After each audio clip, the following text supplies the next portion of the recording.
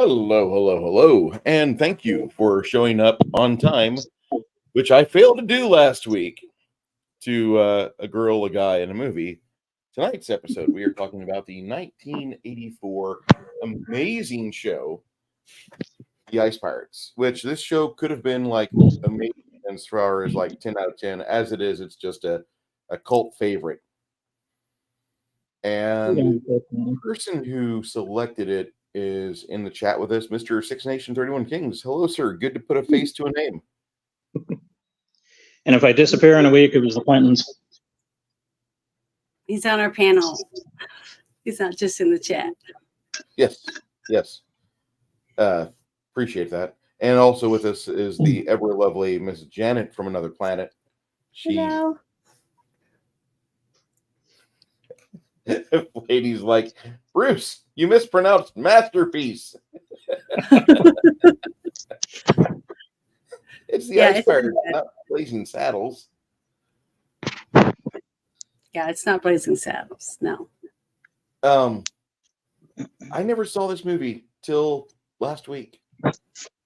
I'd never seen it. I'd never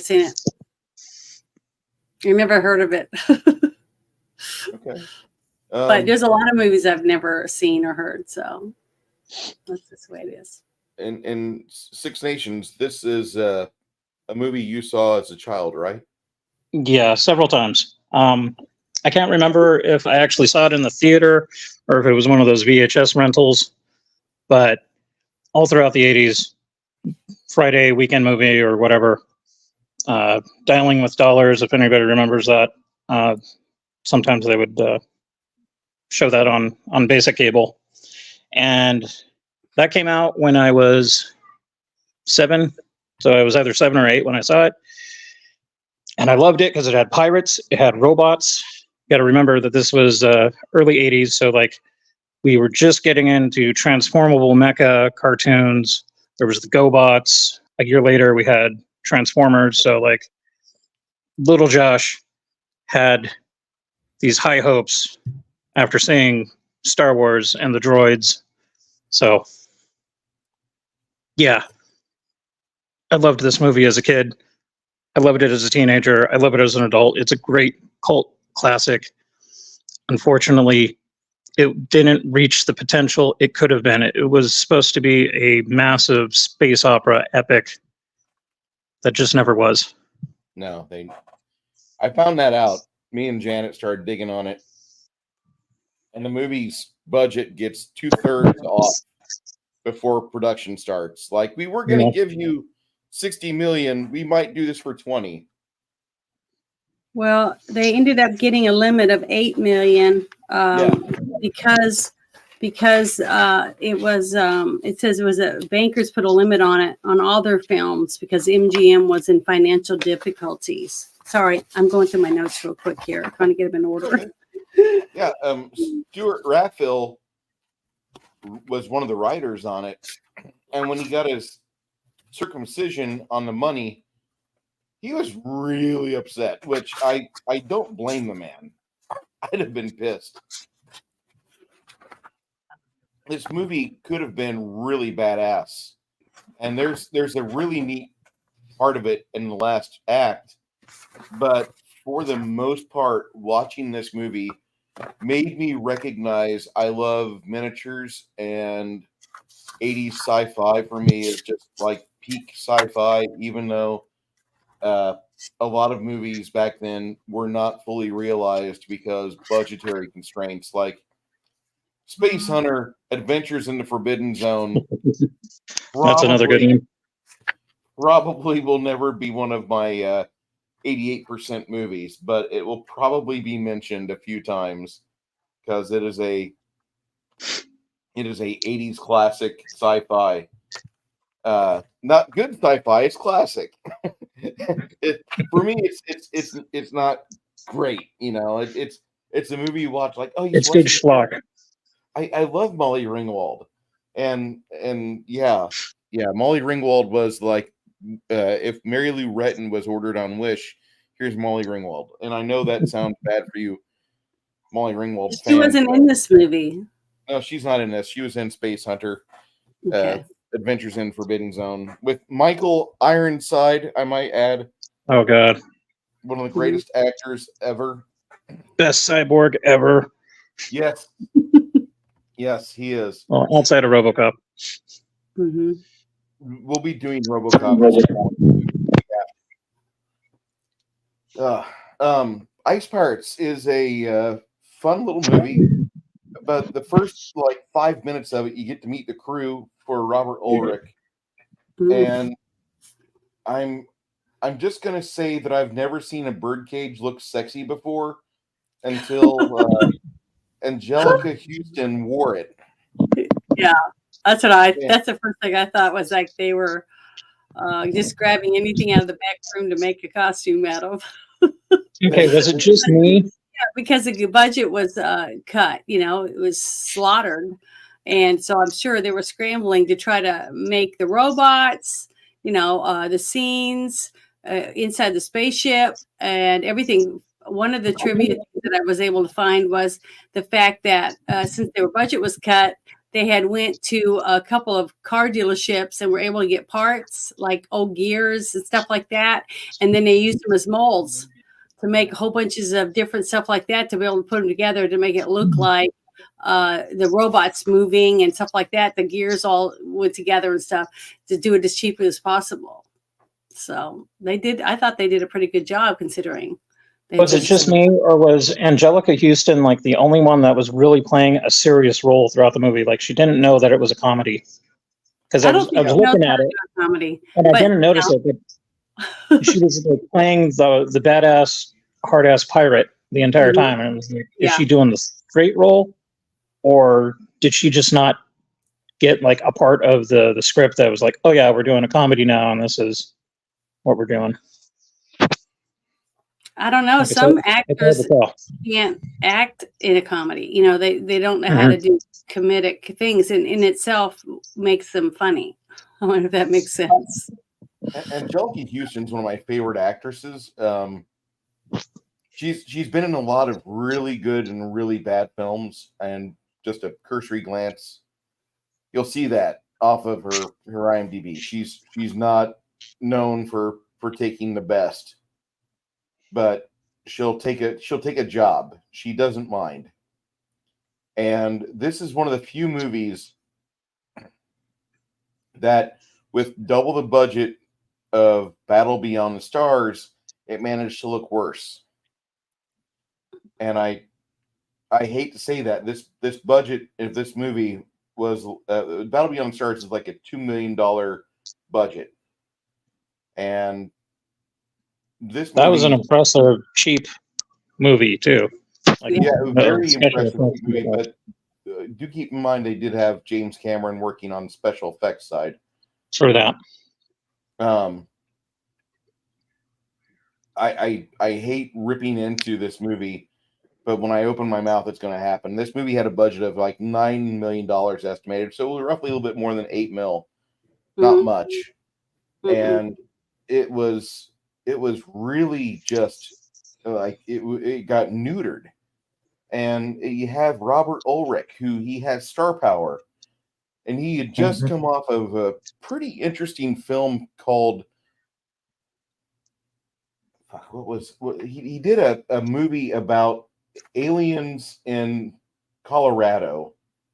Like 2 years before, and that was really a good film. And it's not really aliens in Colorado; it's the fucking government doing shit in Colorado.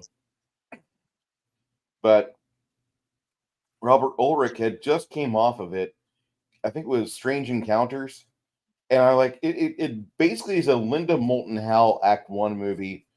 And if you like, cattle mutilations and all that, it it does that. It's got some really good stuff in it, and Robert Ulrich really shined in it. So he comes off of that film and he goes into this, and he's trying to play action comedy guy, and it works for the most part. Like I've got to say, like there's more that could have been a lot done with his character, but like he would have to be paid for that. And there was some other stuff Endangered Species was the name of that. But then he did Take Your Best Shot, Gavilan, and Princess Daisy. And Gavilan was a short-lived TV show he did in '83. But this is a film that just really did not get love from the investors. They looked at the $20 million estimated budget to make a fun, great, good movie, and they're like, no, you can do with 8. And well, you got to remember, it said that the movie script that they first had was called The Water Planet. Yes. So apparently, it seems that they were thinking that because it was the water planet, they really wouldn't need a lot of, I guess, land, shots, scenes out on land, because it wouldn't be that much land. It would mostly be just inside the spaceship. So maybe they felt that they could still make this movie pretty easily on a smaller budget, simply because of the name of what they thought the story was going to be about. They didn't, until it was rewritten into a comedy, space adventure type thing. They had some neat ideas. They had some actual really neat ideas of like what things could be like in the future. And one of those unrealized things is space herpes, which is like a prosthetic hamster that scuttles along the floor, gets pulled by a string. It looks like a piece of rubber. Well, it comes up out of that turkey. Yes. That what was his name? The actor that played Hellboy? Ron Perlman. Yeah, he was in the kitchen cooking, and he comes out with this beautiful turkey to feed everyone, and out comes this creature that looks like it's bursting out of somebody's chest, an alien, and it looks like a big lamprey, but a baby one. It's like flesh toned. Unfortunately, it's going to be one of those mysteries we'll never know. But before that, absolutely no information other than it showing up in the film and it being called space herpes. Like I've scoured the internet, there ain't anything on there yet.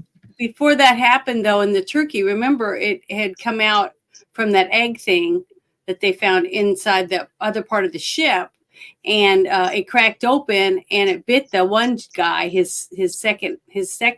Remember, on the show, on his back, and he was bitten, and they knew it was herpes, but they didn't tell anyone. So I thought it was funny. It's because he's got space herpes. There's a creature they saw get away, go down in the pipes. They don't tell anyone that, oh, guess what? He got bit. He's going to have herpes. Now everybody's going to have herpes.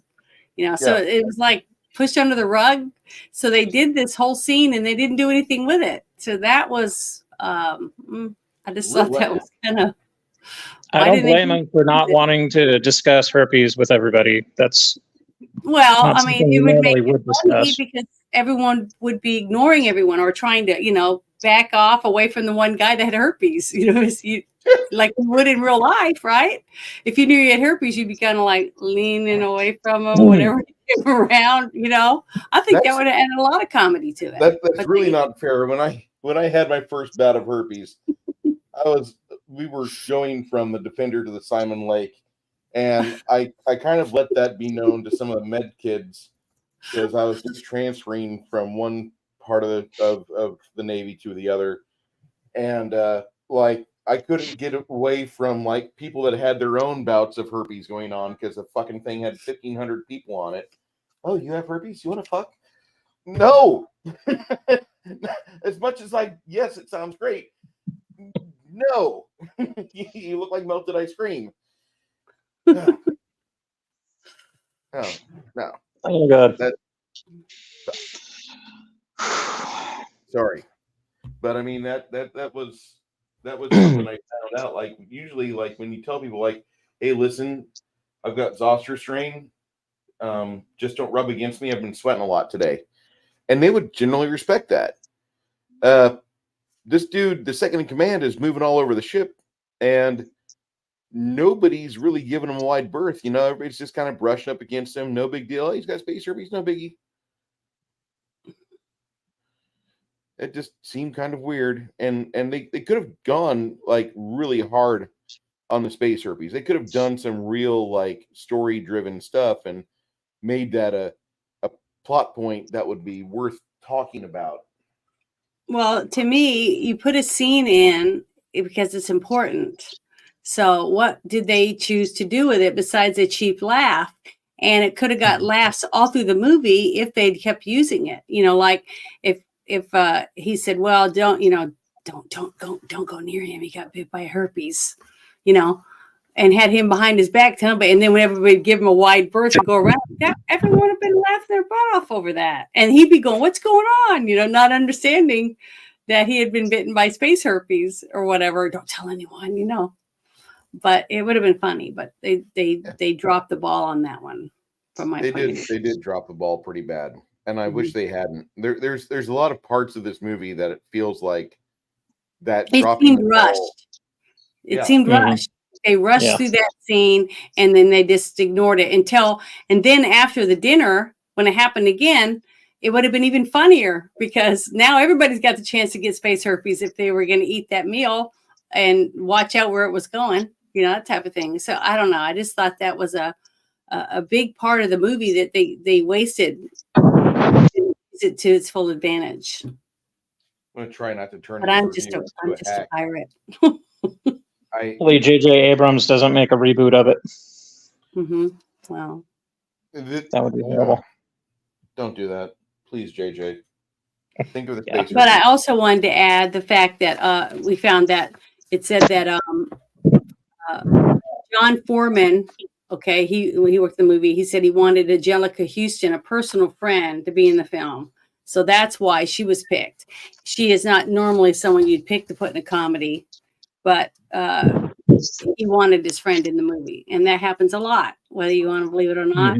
That nieces, nephews, wives, girlfriends, you might have a director or a producer that's got 5 girlfriends and he wants all of them in the movie in different scenes. So you have to accommodate it. You just My name is David Lynch, and we will have Kyle MacLachlan in every film. So, you know. That would probably explain the very first joke being an alien poop joke in the film where they reach the ship and it happens to be a toilet. And someone's kid wanted a poop joke in it or something. But I did like the fact that they did use miniatures in it. And we recognized some of the miniature sets from other movies. So they did a good job at scrounging around the back rooms or whatever for costumes, I could tell, because the party that the princess went to had a mismatch of everyone wearing whatever. It looked like it was from Labyrinth. It looked like it was from all the terrible night movies, you know, with the swashbucklers and things like that. It just had a mixture of bunches of stuff. And that might have been why they changed it to Ice Pirates, because when they went to the back room and started looking for costumes, they thought, well, we better change it to pirates because we got a shit ton of pirate costumes.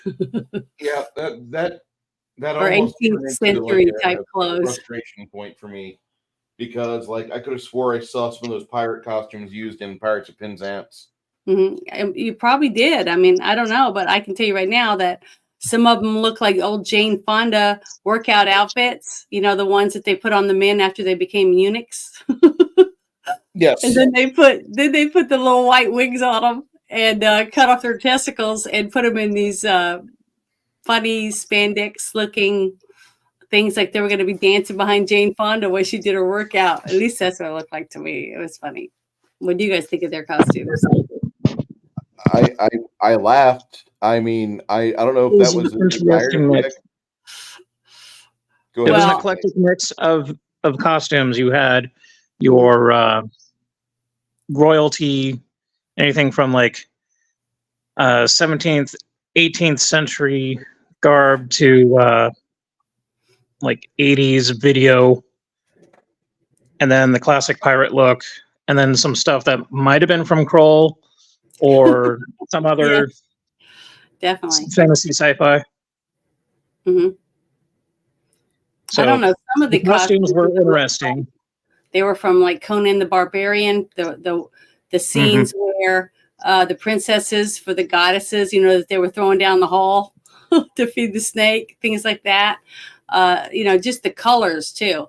Very vibrant colors and stuff at the parties. Even the all the soldiers. The only thing to me that I thought was very dull were the colors they chose for the robots until they got the special robots that had the red paint painted on them to make them look like Imperial Guard robots or something. The actual robots were really impressive. The real life robots. Like, I thought that was pretty cool. Those things weren't cheap back then. It reminded me of Rocky a little bit. Those robots look like they cost a lot of money, actually. Yep. And the fact that they recycled props and scenes from Logan's Run, the Dome City, the two. You definitely tell there were costumes. Hover cars. One was the robot pimp car, and then the other one I think was the hover car. Yeah, and the tubes, you know, and the little model with the tubes where people were traveling through the tubes, stuff like the futuristic city from outside. That was definitely from Logan's Run. I really wish I didn't love Logan's Run so much, but that is such a good movie. I loved it. I thought it was a good movie too. Yeah, that's an excellent movie. But the part that I had a hard time with the whole eunuch thing is that you got all these people they've captured and they're going to castrate them. I don't know what they do to the women, but they do something to the women, I guess, to neutralize them. But the men, for sure, they cut their gonads off with a clamping, like. It's probably just a little bit more force than what they use on the guys. Well, yeah, I don't know what it is, but it was pretty bad. It was a giant muncher or something on the conveyor belt. But what was sad to me for a princess to be backstage behind where they're munching on all these guys and making them into you know, like eunuchs or whatever, and she's letting them all get chomped up except for the few that she chose that she wanted to keep for whatever reason. They don't really give you a reason why she picks them. She just I guess it was cute or something, but they go through and she doesn't chomp them up. They had the ability to lead her to her father because of what's his face on that desert planet. With the farm animals. Yeah, that scene to me was the best set on the movie. I think my favorite scene was actually the chomper scene. That was where they seemed to have the most money dumped in. And I know this sounds the chomper scene in the brewery, because that was straight up a bottling factory. Yes. Really? I really thought the scene when they went to that, they got that futuristic car with the pretty lizard woman that had the hots for the captain. Yeah. You know, and she reminded me of what was that movie? Her tongue and everything. Her costume was really, really good. You could tell they spent a lot of extra time on it. She looked like one of the actresses that was in Willy Wonka and the Chocolate Factory to me, her face. Yeah. She looked like one of the little Oompa Loompa people. Or she was in The Wizard of Oz or something. Comes to Frogtown. That's what it was. Okay, I don't remember her face, but she was the person. That's what she looked like to me. But that whole scene with the tents and everything set up, it looked very Star Wars. It was as good as a Star Wars set, I thought. Yeah. So they spent a lot of time and money in that. They went to that one planet with the fog. That was like reminiscent of Han and them landing on the asteroid. Yes, that was another. I gotta say, they did an excellent job with the fog machines. Mm-hmm. The mist and the colors in the background in the mist, and then down below, coming up, that kind of stuff was very, very swampy looking. The Amazons riding in on unicorns. That was a nice touch. Mm-hmm. That was really good. This is the only photo that IMDb has of Marsha Lewis and that's the lady that played the Frog Lady. She's opposite of Lindsay Wagner on the Bionic Woman there. Yeah. But she had a pretty nice career until she died at the age of 72 in 2010. And she was known in Butcher, Baker, Nightmare Maker, The Ice Pirates, and Bionic Woman. I don't really think Bionic Woman is a high point. I really don't. I hate to say that, but Yeah. I guess No offense to Lindsay Wagner or any of those people on the Bionic Woman, but yeah.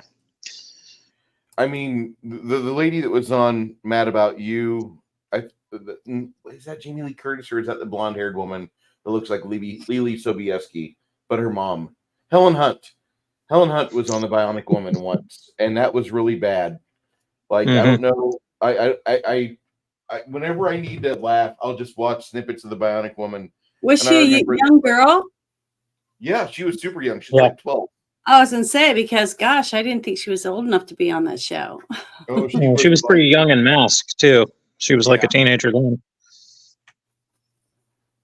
so it wasn't too long off. I used to crush on Helen Hunt when I was like 20, but you know, ever since I think it was Twister, I kind of fallen out. Off of what? Ever since the movie Twister in 1996. Oh, I thought she was good in Twister. She does okay, but she's really bland in that movie. She is female interest I want to get back with. I have Terry Garr with me, but I'm really craving blonde, bland woman who has mother that can cook amazing food. I think the guy wasn't really in love with Helen Hunt. He just wanted the food, and the food scene is the best scene in that movie. We'll review the Twister movie later on. Rest in peace, Bill Paxton. We love you. Yeah, I loved him in True Lies. God. I loved him in every role he did. And in Tombstone. Those are my two favorite movies with him. Oh, well, also in Aliens. We're all gonna die, man. We're all gonna die. I loved him in that.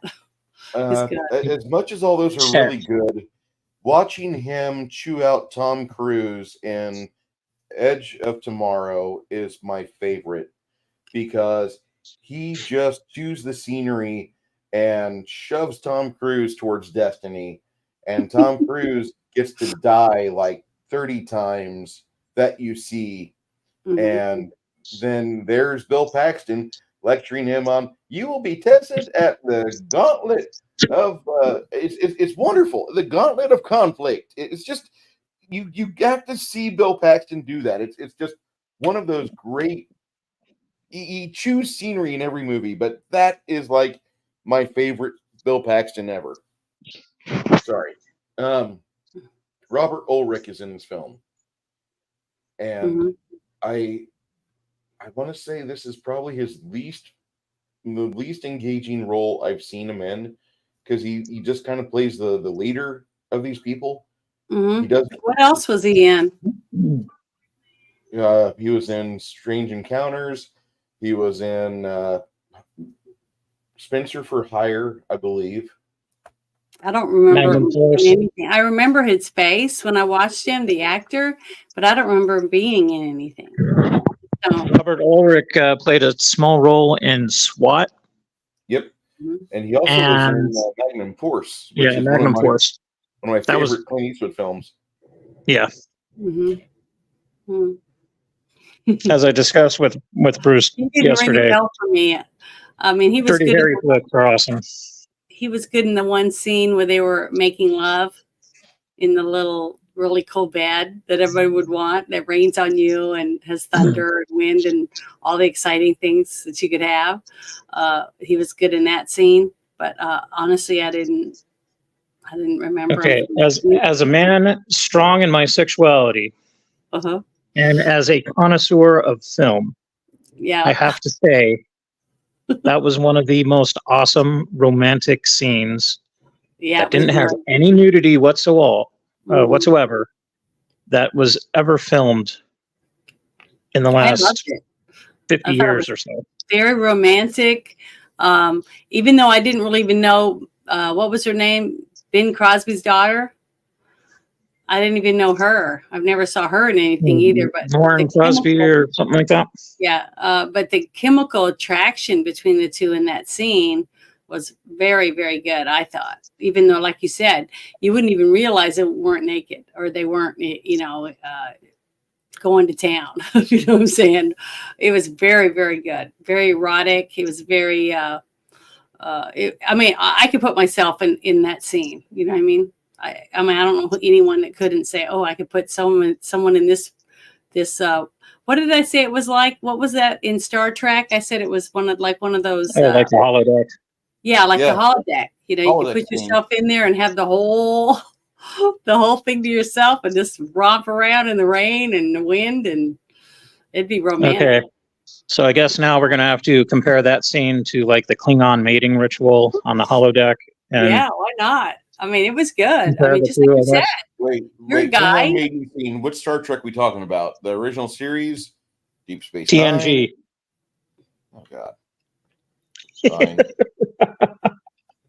I don't know. I only retract my statement. Less is more. When you use your imagination, it makes it even better. So I only watch TNG when I'm forced to, but like the TNG, the problem I have with it is that like just everybody seems to have a love fest, and I'm not into that. I like DS9 because Captain Sisko's a dick. Yeah. Mm-hmm. I know. There's Raquel Briggs and Clawby are out there giving me grief about that, but I Sisko will forever be Hawk to me because that was the first series that I saw him in outside of the Star Trek universe. Mm-hmm.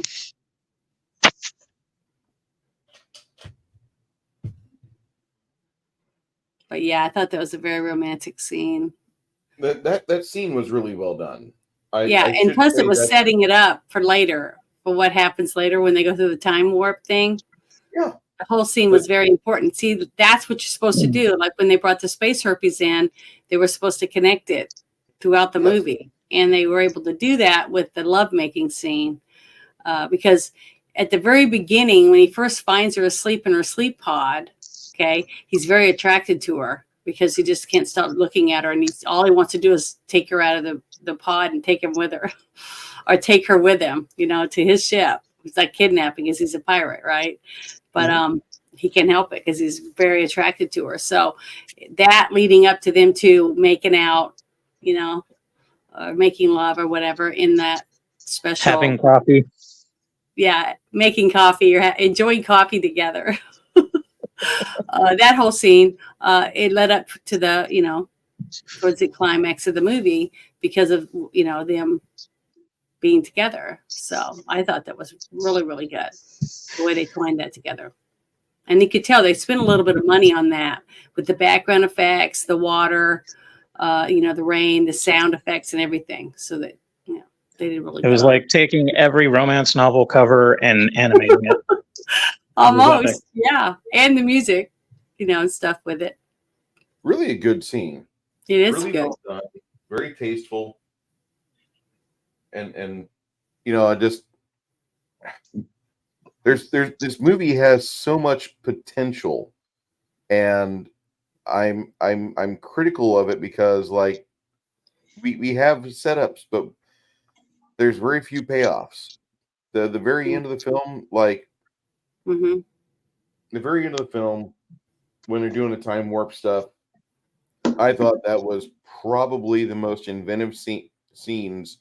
One of the most inventive scenes I've ever watched from the 1980s film, because you just usually don't do that. That's just not something that you'll see somebody take a gamble on. But and that's a lot of makeup work, to do that to those people, because that's like stop motion. When you do the clay motion type stuff, that's what that is, because you have to stop and do their makeup and make them age and progress them. So they didn't have the CGI and stuff back then. So they had to stop, go get the makeup, get them on the chairs, take photographs of them, get them back out there, let them fight a little bit more, bring them back and do them a little bit more, make them older and older and older. Okay. Because rewinding it once they're older is easy, because then you just go back until they're young again. But to stop the scene each time and have to age each of the characters that were involved in the fighting and stuff. I thought was really cool. And the fact that they used him again as his own son. So how'd I do, Dad? All that stuff. Hi, Mom, whatever, that type of thing. And what was funny is how they did that and not have him be raised by his parents, but know who they were. Do you understand what I'm saying about that? Because they didn't have hands on. All of a sudden, he was just real little. All of a sudden, he was grown up. Within the span of 2 minutes, he ages 40 years. Yeah. Lots of fun. Mm-hmm. And when he goes to the room and knocks on the door, and he's got a kid, it's already a toddler. And then later, when the little boy comes out of the room and the little old maid is sitting there, and the only reason it's the maid is because of the costume, right? She's wearing an actual maid outfit, which I thought was so corny. That was the corniest thing in the movie to me, was that. Went from retainer to skeleton in 30 seconds of that scene. Yeah, but you only knew it was her because it was wearing a maid's outfit. So, I just thought that was just dumb. When I first saw them break into that one room and she's in there wearing a maid outfit, I was like, what the? I don't know. I thought it was really stupid. So there's worse tragedies in this movie than the maid outfit, but I'm not going to rip this movie apart. I mean, it's got some obvious flaws. I'm going back to $8 million budget. Okay, there's I mean, they could have put one of those little things on the top of her head to show that she had a maid hat on. The little ones at the Ritzy Hotel Ritz and stuff like that have. They usually have this little thing that they put on their head, and then they wear a uniform with a little white apron. And it's very, very, I don't know, futuristic. But to me, what the woman was wearing was just too old-timey maid looking. If they would have done a more futuristic maid looking outfit or something, that would have been better. But I just thought that when I saw her sitting in the chair all skeletonized with a maid outfit, I was like, holy, you gotta be kidding. But oh well. Because it would have been funnier to me if she'd been like a pile of dust with the maid stuff laying there and just been, dust. I would have laughed. She was already really old. The fact that she didn't die within 1 minute of the whole time warp was shocking, because she was way older than everyone else on the ship. Yeah. That would be a lot more traumatic, I think, if they just had her wither away like a Morlock from the time machine or something. Yeah, that's what probably should have happened to me. That would have been more realistic. Her just going, like, I'm melting, when they poured water on her or something. But just the skeleton sitting in the chair wearing the maid outfit was just, I don't know. You guys thought that was okay scene? It was a good sight gag. For the type of humor, it was a great sight gag. It was funny. I did laugh. $200. So $200 well spent, I thought. And it was a decent looking skeleton. It wasn't like a cheap plastic one that you'd get at Fred's or something, for Dollar General. So another observation that I made about the film was that this was at the end of like the space opera type sci-fi, and it was transitioning into a new type of science fiction. Yeah. So that was probably another reason why the budget was hacked. But then again, the budget was hacked because MGM was just going belly up. Yeah, they put a cap on every single movie. It wasn't just this one. So remember, I said I would like to find out what other movies, but I didn't. I'm sorry, didn't look. But I don't know how many movies they made. It couldn't have made a lot if they had to cut everybody down to 8 million. I mean, heck, I don't even think you can make a porn for $8 million. Can you? I mean, think about it. Crickets. But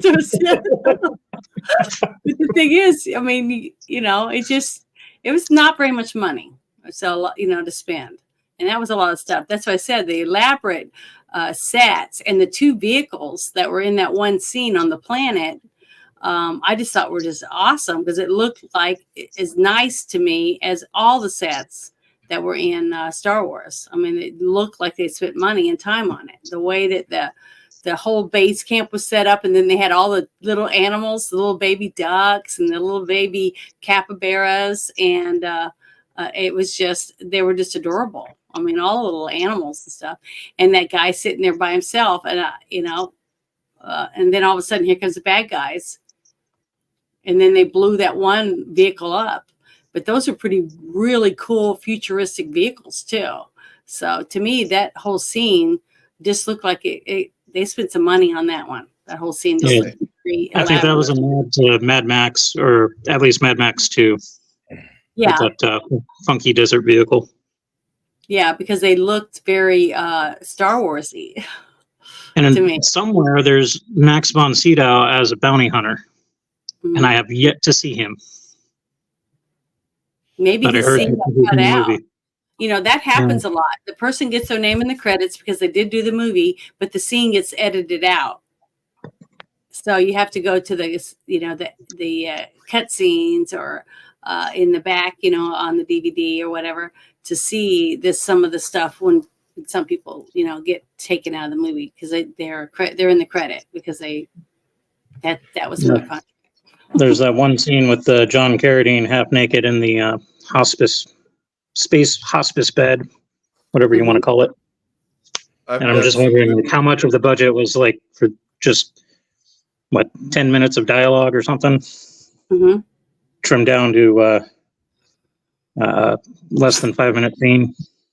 Yeah, I mean, they had a couple big names in there, but they were just like tiny little snippets. Scenes, really. What is this you're showing us, Bruce?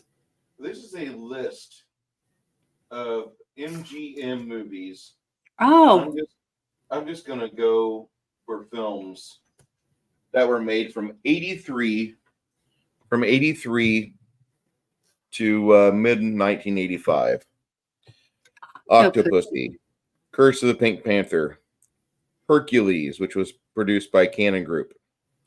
Strange Brew, Revenge of the Ninja, produced by the Cannon Group.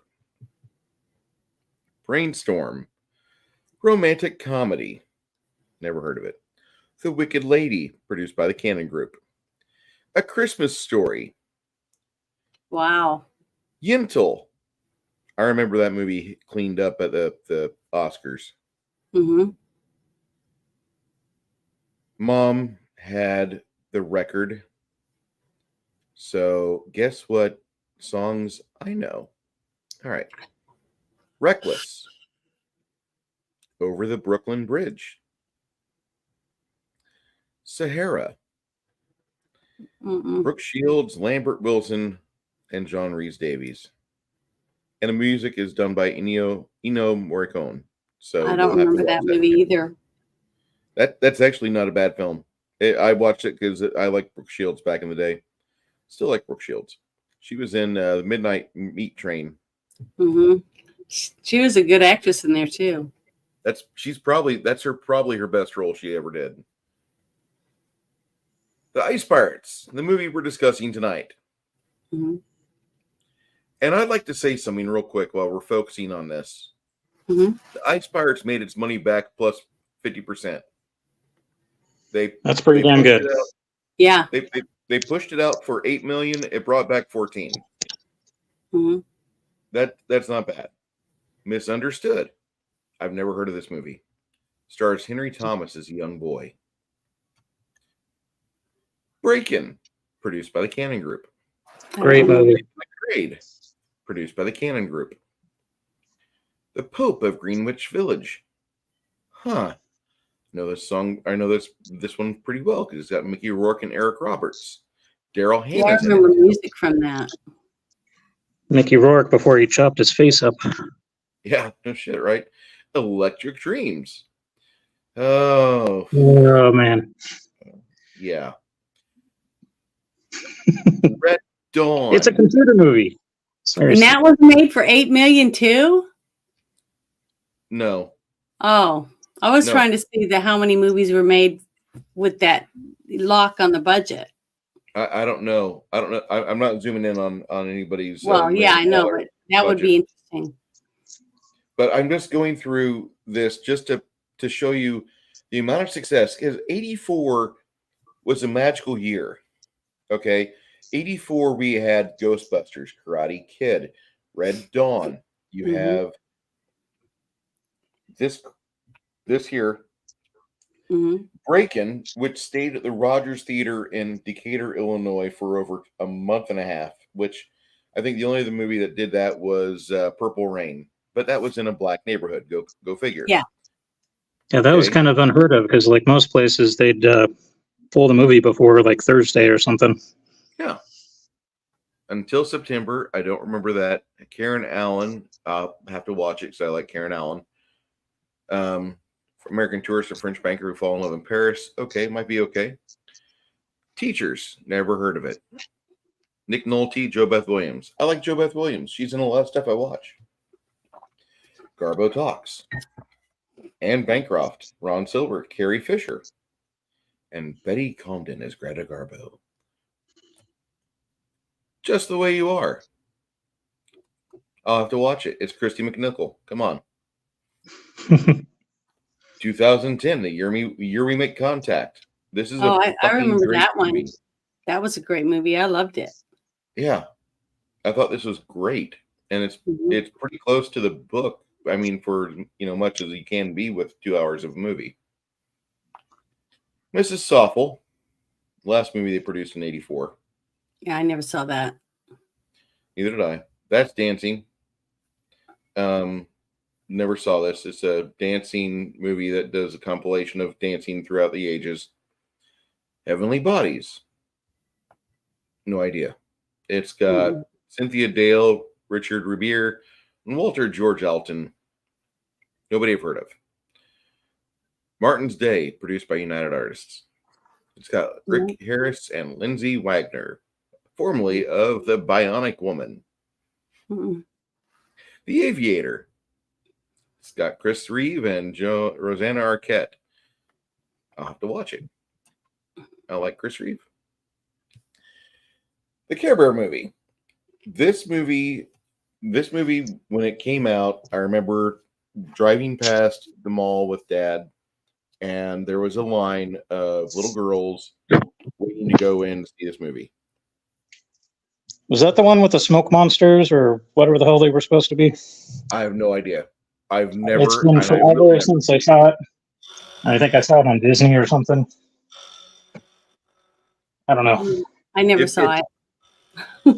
If somebody that the Care Bears phenomenon is a premium super chat required, I'll need a lot of money for that, because I got stuck with my cousins watching that crap. So yeah, I like this movie. I thought it was really, really good. But I like scary stuff. Cat's Eye was awesome. Yes, I love this Cat's is one of Eye. my favorite movies from '85, produced by the man who ruined Dune, by Dino De Laurentiis. And it's got one of my favorite actors in it. See if you guys can recognize this Chad right here. Oh, hell yeah. He who controls the spikes controls the universe. I love that man. Oh, he's in Cat's Eye. Great movie. And then I liked him in Salem's Lot too. Oh, same. Yes. Never saw this, but it's got Walter Matthau in it. Can't be that bad. I never saw it. And then you've got a Bond movie, and I'm going to stop looking at the MGM. But MGM should not have been in the financial fuck-ups that they were in. I'm really just going to rip open the studio. Yeah, that's probably because people were spending money on things they shouldn't have been spending them on. Cocaine. Janet, they want the cocaine and little kids. It's what they want. I know. That's what I'm saying. That's why they didn't have the money. They were blowing it. Okay, whoops, my bad. In '85, we also saw Schwarzenegger with pants. I thought that was a good movie. It's okay. I mean, it was good. I mean, it could have been worse, but it was better than most of the other stuff that was out, I thought. It was better than Kroll. I'll just say that. Ernie Reyes Jr. before he was all super buff. Say again? Like that kid. Ernie Reyes Jr. Oh, yeah. Before he was super buff. That kid had some serious talent, and now he's like a fucking force to be reckoned with. He's like the American equivalent of Tony Jaa, in my opinion now. Plus, he was a Ninja Turtle. I never really watched that many movies with Mickey Rourke in it. Well, he's not a bad actor. I'll just say that. Yeah. The one where he came out in the black and white movie. I'm trying to remember the name of it. Sin City. Yeah, Sin City. That was one of the first ones I really remembered him really being in, because I just never liked him. Wasn't, I didn't run to a movie that he had out, because it just wasn't interested in him to watch him, apparently. Because I couldn't believe how many movies he's been in, and I didn't know he was. Okay, basically. There's a question from the Crafting Gamer about Waxworks. Mm-hmm. Sir? That's in 2 weeks, or in 2 weeks more. on the 16th. And because Goonies is next week. Goonies is next week. Then Waxworks. And then Stigmata. And then Fright Night. And that'll wrap up all of October. That'll be our scary movies.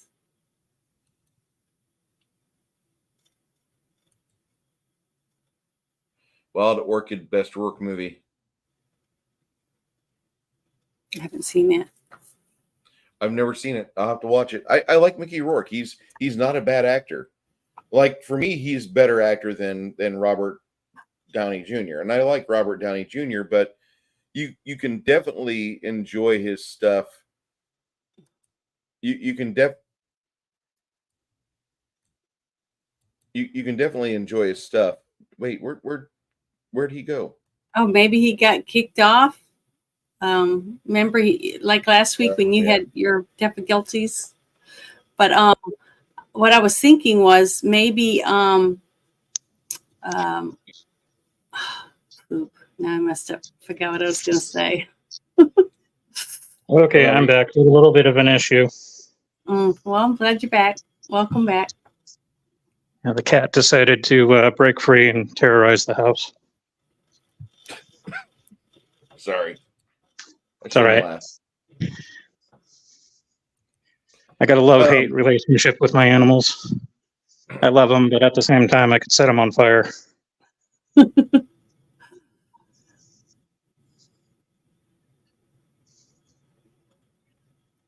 Well, I forgot what I was going to say about Mickey Rourke, so I'll have to try to remember it in a minute.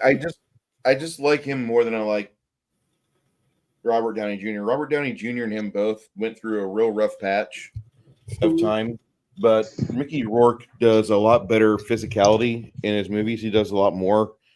Like, he's played a boxer. He actually did box. He was in the movie The Wrestler, which has one of the greatest roles that blanked on her name, but she played Aunt May in the Spider-Man films. The Wrestler's a great movie. I think that's probably his best role, but I just like him more than I like Robert Downey Jr. And the more I see Robert Downey Jr. going on social media, the more I'm like, yeah, don't follow people on social medias. But Mickey Rourke seems to be a fairly stand-up individual. I like the things he says. I like the direction he wants to go with himself. And so, I mean, that's just me, but I get distracted. Well, because when I did that movie, when I picked the movie Gothica, with Halle Berry and I can't remember what the actress's name was. The other one that was in it that I thought did an excellent job in that movie as the tortured soul, that nobody believed because she was supposedly crazy. And I thought Robert Downey Jr. did a really good job in that movie. I thought all three of them did really good at portraying. That was probably one of my favorite roles he's done. So I liked him in that. So that is the Robert Downey Jr. acting ability that I remember. So when he was picked to play Iron Man, I thought he was phenomenal in that too for that character. So I really didn't see a lot of movies with Mickey Rourke or him in it. So I don't know. I think they were both really good at portraying the characters they were supposed to portray in the movies that I saw them in. I just didn't see all their movies. So I have beef because with Mickey Rourke. Go ahead. Okay. With Mickey Rourke, the movies that I remember him in are like Barfly. That was an 1987 film. Charles Bukowski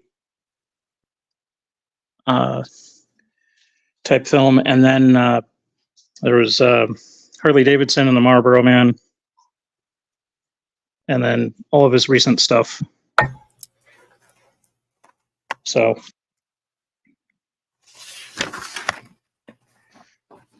that's all I got. Those are my two cents on the subject of Mickey Rourke.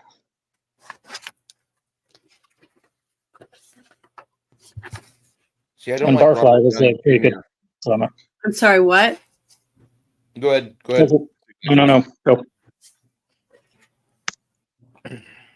I like all of Mickey Rourke's older stuff that I've seen. There's a handful of films I've seen where he's in. And I think probably his turning point for me was The Wrestler, because he was coming back. That was his comeback film. And I think he was in one of the Black Beauty movies too. But you have Less Than Zero and Back to School for Robert Downey Jr. And those movies, he played a good role, but it seemed like the more I watch those films, the more I just feel like he just like do your bump and then let's go act. And that's what I feel like he was doing. He was just like letting the drugs do him. And I know that sounds like I'm picking on Downey, but and Mickey Rourke probably did the same fucking thing because both of them had a lot of drug issues. But I pick on Robert Downey Jr. more because he's had a lot more success. Marvel threw a lot of money in his pockets, and there's a lot of comic books that we could have made really a better set of Iron Man movies out of. And I'm just gonna say Demon in a Bottle should have been Iron Man 2. That would have been awesome. I don't mind Mickey Rourke being in that movie. He played a very good little Russian asshole, but I think Demon in a Bottle would have been so much better. Just make the fucking storyboards out of the comic book and give me 2 hours of Robert Downey Jr. I almost said Morton Downey Jr. Robert Downey Jr. being an alcoholic trying to kick the fucking bottle. I would want that. And he hit that. The newest Robert Downey films I like are the Sherlock Holmes movies, both 1 and 2. YouTube had them on for free like a month and a half ago, and they're actually pretty decent. They're not great, but Variety is played well. Jude Law's in it, and he does an amazing Elementary, My Dear Watson. He does really great for Watson. Yeah, I thought he did really good as Sherlock Holmes. He played a good Sherlock Holmes. But those movies didn't feel like they had the studio leering over them like Marvel was and Paramount was when they were first starting up the Iron Man movies. Don't fuck this up. We're trying to make something big. And it felt like there was like a lot of studio interference that forced us to get some homogenized stories for Robert Downey Jr. And my entire reason why I talk about this is because I think the studio is really fucked up on a lot of things, and I'm going to take it back to Dice Pirates. There's a budget for $20 million for the original script, which could have been really damn good. Mhm. We were shorted on it. We saw little bits and pieces, which there could have been a great movie edited out of that, but instead we got what we got. And there's just too many parts of this movie where I'm not happy watching it. There's about 30 minutes of movie where I was happy to paint figures and not care. Mhm. I didn't. I'm gonna just say that this movie is a so-so film for me. It is not a high watermark. It is not a cult classic for me. I watched it because you guys are like, come on, do you like pirates? Okay, fine, I'll watch it. But this is a movie that just it had so much potential, and the parts of it that were really great are great. But then you've got there's like 30 to 40 minutes in here where it literally is filler. And no matter what the scavenger did to go back in the back of MGM and grab all the good outfits, Mhm. that doesn't make up for the script, which is poor. Yeah, that's to me the worst part of the movie is the actual story Yeah. that they're Like trying to tell. Mhm. we have some really talented actors here. We had people that they could tell you a story with their eyes and their facial expressions. It wouldn't be hard for this movie to have been fixed, but they rushed right through it. And then the very end, you have the time warp portion of it where things could go really good, and it kind of just reverts back to happy ending time, whatever. Roll credits. Mhm. You want to wrap up this movie? Well, this was something I found that I thought was interesting. The production was difficult due to the part in MGM getting a new studio head. His name was Frank Yabons, or something like that. Raphael said the film ended up being a fiasco. He said MGM went through a transition and they brought in a new guy who was eventually found out to be stealing money from the company. He was a little problematic sort of fellow. This is what they're saying. And he had a bad time with John Foreman, so he tried to sabotage the film. So this guy they brought in was trying to ruin this movie. He did not want it to be successful. He tried to sabotage it, and he said he pulled the money out on them, but they did finish it because they said, screw this guy, we're going to finish this movie. So that's probably why it went almost to $9 million, because they went ahead and spent money anyways. It said it turned out the producer was a close friend of Paul Newman, and the studio head had said something derogatory about Paul Newman's wife. And so the producer had punched him. I would love to have seen something like that. At the end of the film, they were meant to arrive at Earth, and they flew over the beaches of Malibu with everyone swimming in the water. And the studio head cut that out. And he never told me it was gone. See, he said he had to drink vodka to calm himself down because that's how pissed off he was after all that had happened. So basically, you had a whole buttload of problems going on, just like with the other movie that we watched, Cutthroat Island. You know, you had people stealing left and right, and they were trying to throw together whatever they could to finish the film, basically. So that's what's interesting to me is when we see a movie and we just, think, it's okay, but why? Why was it okay? Why was it jumbled and put all together in pieces and parts? You know what I mean? But now that I understand the small limited budget they had and the fact that they used car parts, to make the robots look more mechanical and stuff like that, because they were making costumes for people to wear. It wasn't real robots. And that they had to build those futuristic vehicles to drive on one of the planets. And they were trying to work their way to the water planet, because that's what the whole movie was based on. The beginning first script. I would really like to see what the real script was before they chopped it all up. And that was part of the sabotage, So if you think about all the intricate details when it comes to screenwriting and getting a script and what process you go through to get the different, permissions on where you're going to film it, who's going to film at that place or this location or that location, and what props you're going to need at this location and that one, which actors are going to be there, who's the costume person is there, crafty, all the different stuff like that. It looks like, to me, from all the little problems that I'm seeing, is that different people were trying to sabotage different areas of the film. So it was lucky that they were able to finish it. But the determination of the director and stuff thought, and a couple of the producers said, F them, we're going to finish this movie, so they did it anyways.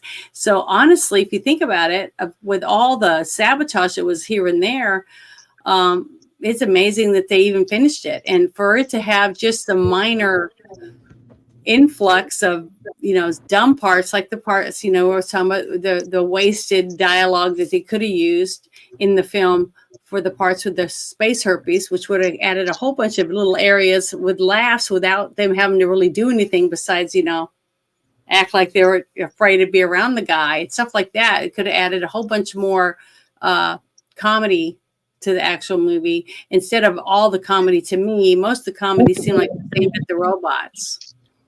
So, just some things like that. The robots felt like they were the butt of the jokes pretty much most of the film. And I realized that that's really like, there's a lot of part of this. Your explanation goes into like my frustration at the movie, and it's not the actor's fault. It's completely the people behind the scenes, mainly the studio. Yep. And they fucked up. I mean, everything. that's exactly what I see. The one thing This that really could have been a great movie.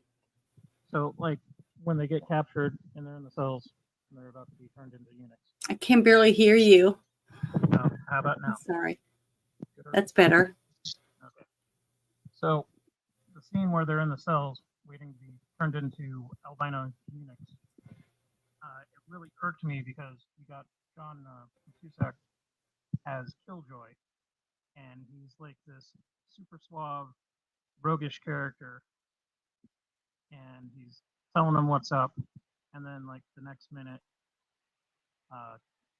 they're about ready to be shipped off to get their nuts chopped off, and they're like, well, what about the priest? Oh, the clergy don't get turned into eunuchs just in case God's real.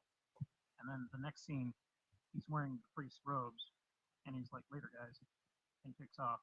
And then later on, you see him disguised as a robot sentry or whatever, in a suit of armor.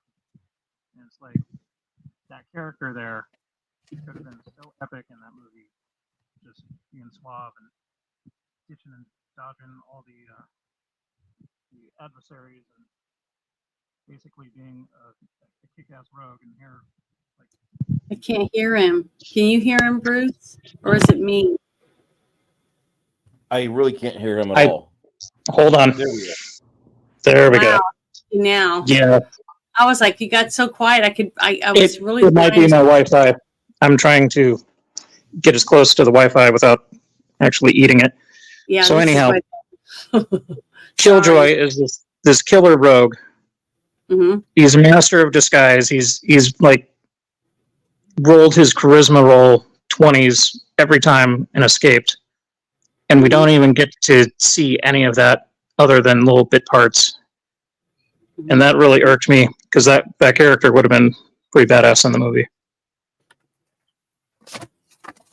See, that's one thing I was wanting to find out is the fact that a lot of movies are killed when they go to editing. You know what I mean? Mm-hmm. They take so much good stuff out and leave it on the floor instead of trying to take pieces and parts and put it somewhere else to fill in to enrich the scenes. You know what I mean? That type of thing. So maybe some of the editing problems that they had might have been because of sabotage. Somebody was saying, hey, make sure you edit the shit out of this and make it shit. You know what I mean? Here's some extra bucks or something like that. Because now that I think about it, maybe they did have scenes like that with the space herpes. Because remember, when I was watching, I'd never seen it. And I said, that just doesn't seem right. They do all this elaborate scene, have the egg, have the ooze, have him get bit. They go through all that and then nothing. You know, it was like, that didn't make sense to me. Remember, I made a couple comments about that. Why isn't anybody reacting to him? He's got space herpes, you know, this kind of thing. So maybe that was all edited out. Like the one guy said at the end, when he found out that this certain scene that he absolutely loved at the end of the movie was taken out, that he had to go back and drink a whole bunch of vodka because he was so pissed off at him for it. And it was gone. They edited it out and got rid of it. So he couldn't even use this stuff. He was really pissed off about it. So maybe a lot of I'm not saying it helps the movie because the end version is what we saw, but I can understand why the movie wasn't as high up as it could have been on the comedy part, because maybe it was edited that way on purpose. That's what I'm thinking. It's entirely possible. Remember that whole part when I was like, what happened? Why isn't anybody talking about him? You know, him having space herpes, because that was a legitimate funny thing that could have been used over and over and over again. And then all of a sudden, whammo, we get it when he's making dinner, the space herpes comes out of it. You know, that was it. So to me, that was a whole half of the movie was could have had laughter here and there throughout the whole thing. Even like, how funny would it have been to have them fighting and two different groups of people all fighting, and everybody is like taking the bad guys and throwing them on the black guy because he has herpes. You know, things like that. It would have been funny, and we don't know if they did it or not. Or you see all of them pushing themselves away from the black guy because he's got herpes, so they're not near him, and pushing the bad guys towards him, so they're fighting where they're not next to him. Stuff like that. Just little tiny subtle things like that would have been hilarious, because us as a viewer watching and know he has herpes and we don't want it, and we don't want our good guys to get it, so give it to all the bad guys. Things like that. So we don't know if that was all cut out and thrown on the ground to ruin the movie. Yeah, there could have been a huge Queen alien battle in the cargo hold while they were boarding the ship with the enemy robots. Yeah, it and could have then been this ginormous space herpy comes out and starts kicking butt, and then everybody has to pool their resources to fight it or whatever. There could have been a million different ways. That's what I'm saying. So that's the sad fact, is that we won't ever know. Just like the one guy that I read from the trivia saying that he was upset when he found out that he took that out and cut it and got rid of it. Didn't even get to use it in, and he had no say in that. So apparently it pissed him off. So it apparently a lot of people, it was two sides fighting against each other to get this movie done. One was really trying hard to make a good movie, fighting, you know, going through all that stuff to get the car parts and stuff so they can make the robots look as realistic and clunky, because they wanted it to look like a steampunk kind of look. And then they purposely didn't want to watch Star Wars because they didn't want anybody saying that they were ripping off Star Wars. And, you know, they tried to do specific things. Maybe it was the other side that was leaking stuff, saying, oh, they're going to cheat and try to take copy off Star Wars to get that rumor out there to hurt the movie's view at the beginning before it even got out. You know, things like that, which I could definitely see to rival theaters or, you know, production companies fighting against each other to do that. Because we knew that simply because understanding what happened with Cutthroat Island before it even started filming. You know, it was already being sabotaged, you know, at the beginning before they even had the actors out doing it, and they had to do their own stunts and everything because their budgets were all slashed up. So I can definitely understand it now from this point of view, that I wouldn't have ever known if I hadn't started doing this kind of stuff with Bruce. And so now I can see it from a totally different perspective than I would have before. So I'm going to kind of give him a little benefit of the doubt for that, even though, you know, I'm not going to give him too much, because, you know, the overall movie is like, oh, there's a couple of things that I really had a hard time with. Like with the princess just letting people get their nads chopped off when she could have stopped the whole line that day. Yeah. And said, I don't want to have that happening while I'm here visiting. Even though she was a princess, they would have said, okay, well, today we're just going to let everybody have a day off or something. She could have done that, but she didn't. She just picked 3 or 4 people and let everybody else get hacked up. I thought that was pretty bad for someone who's supposed to be so nice and caring. little things like that. I know it was really stupid, but I'm a girl and It's I fine. just noticed that. Really bugged me. But the costumes were cool, and I looked everywhere trying to find some white pants and a top like the ones the guys were wearing, because I have a white wig. I could have wore it. I was thinking about dressing up like one of the eunuchs. So I thought that was really funny. So even though it was mean, but it was funny. And I got to say, what's up to Travis? I've been flaking in the comment section like a leper in a leper colony. So I apologize for that. Oh, I didn't see it. I guess I missed something. It was a while ago. We were going on some random I can't tangents. talk at the same time. I really suck at that stuff. But yeah, I mean, it was just interesting to see all the arguing going on behind the scenes that we were able to dig up on the trivia part of it. Well, Paul Newman was even involved. I'm not going to forgive the movie completely, but yeah, now that I know that, now that I've been made aware of this.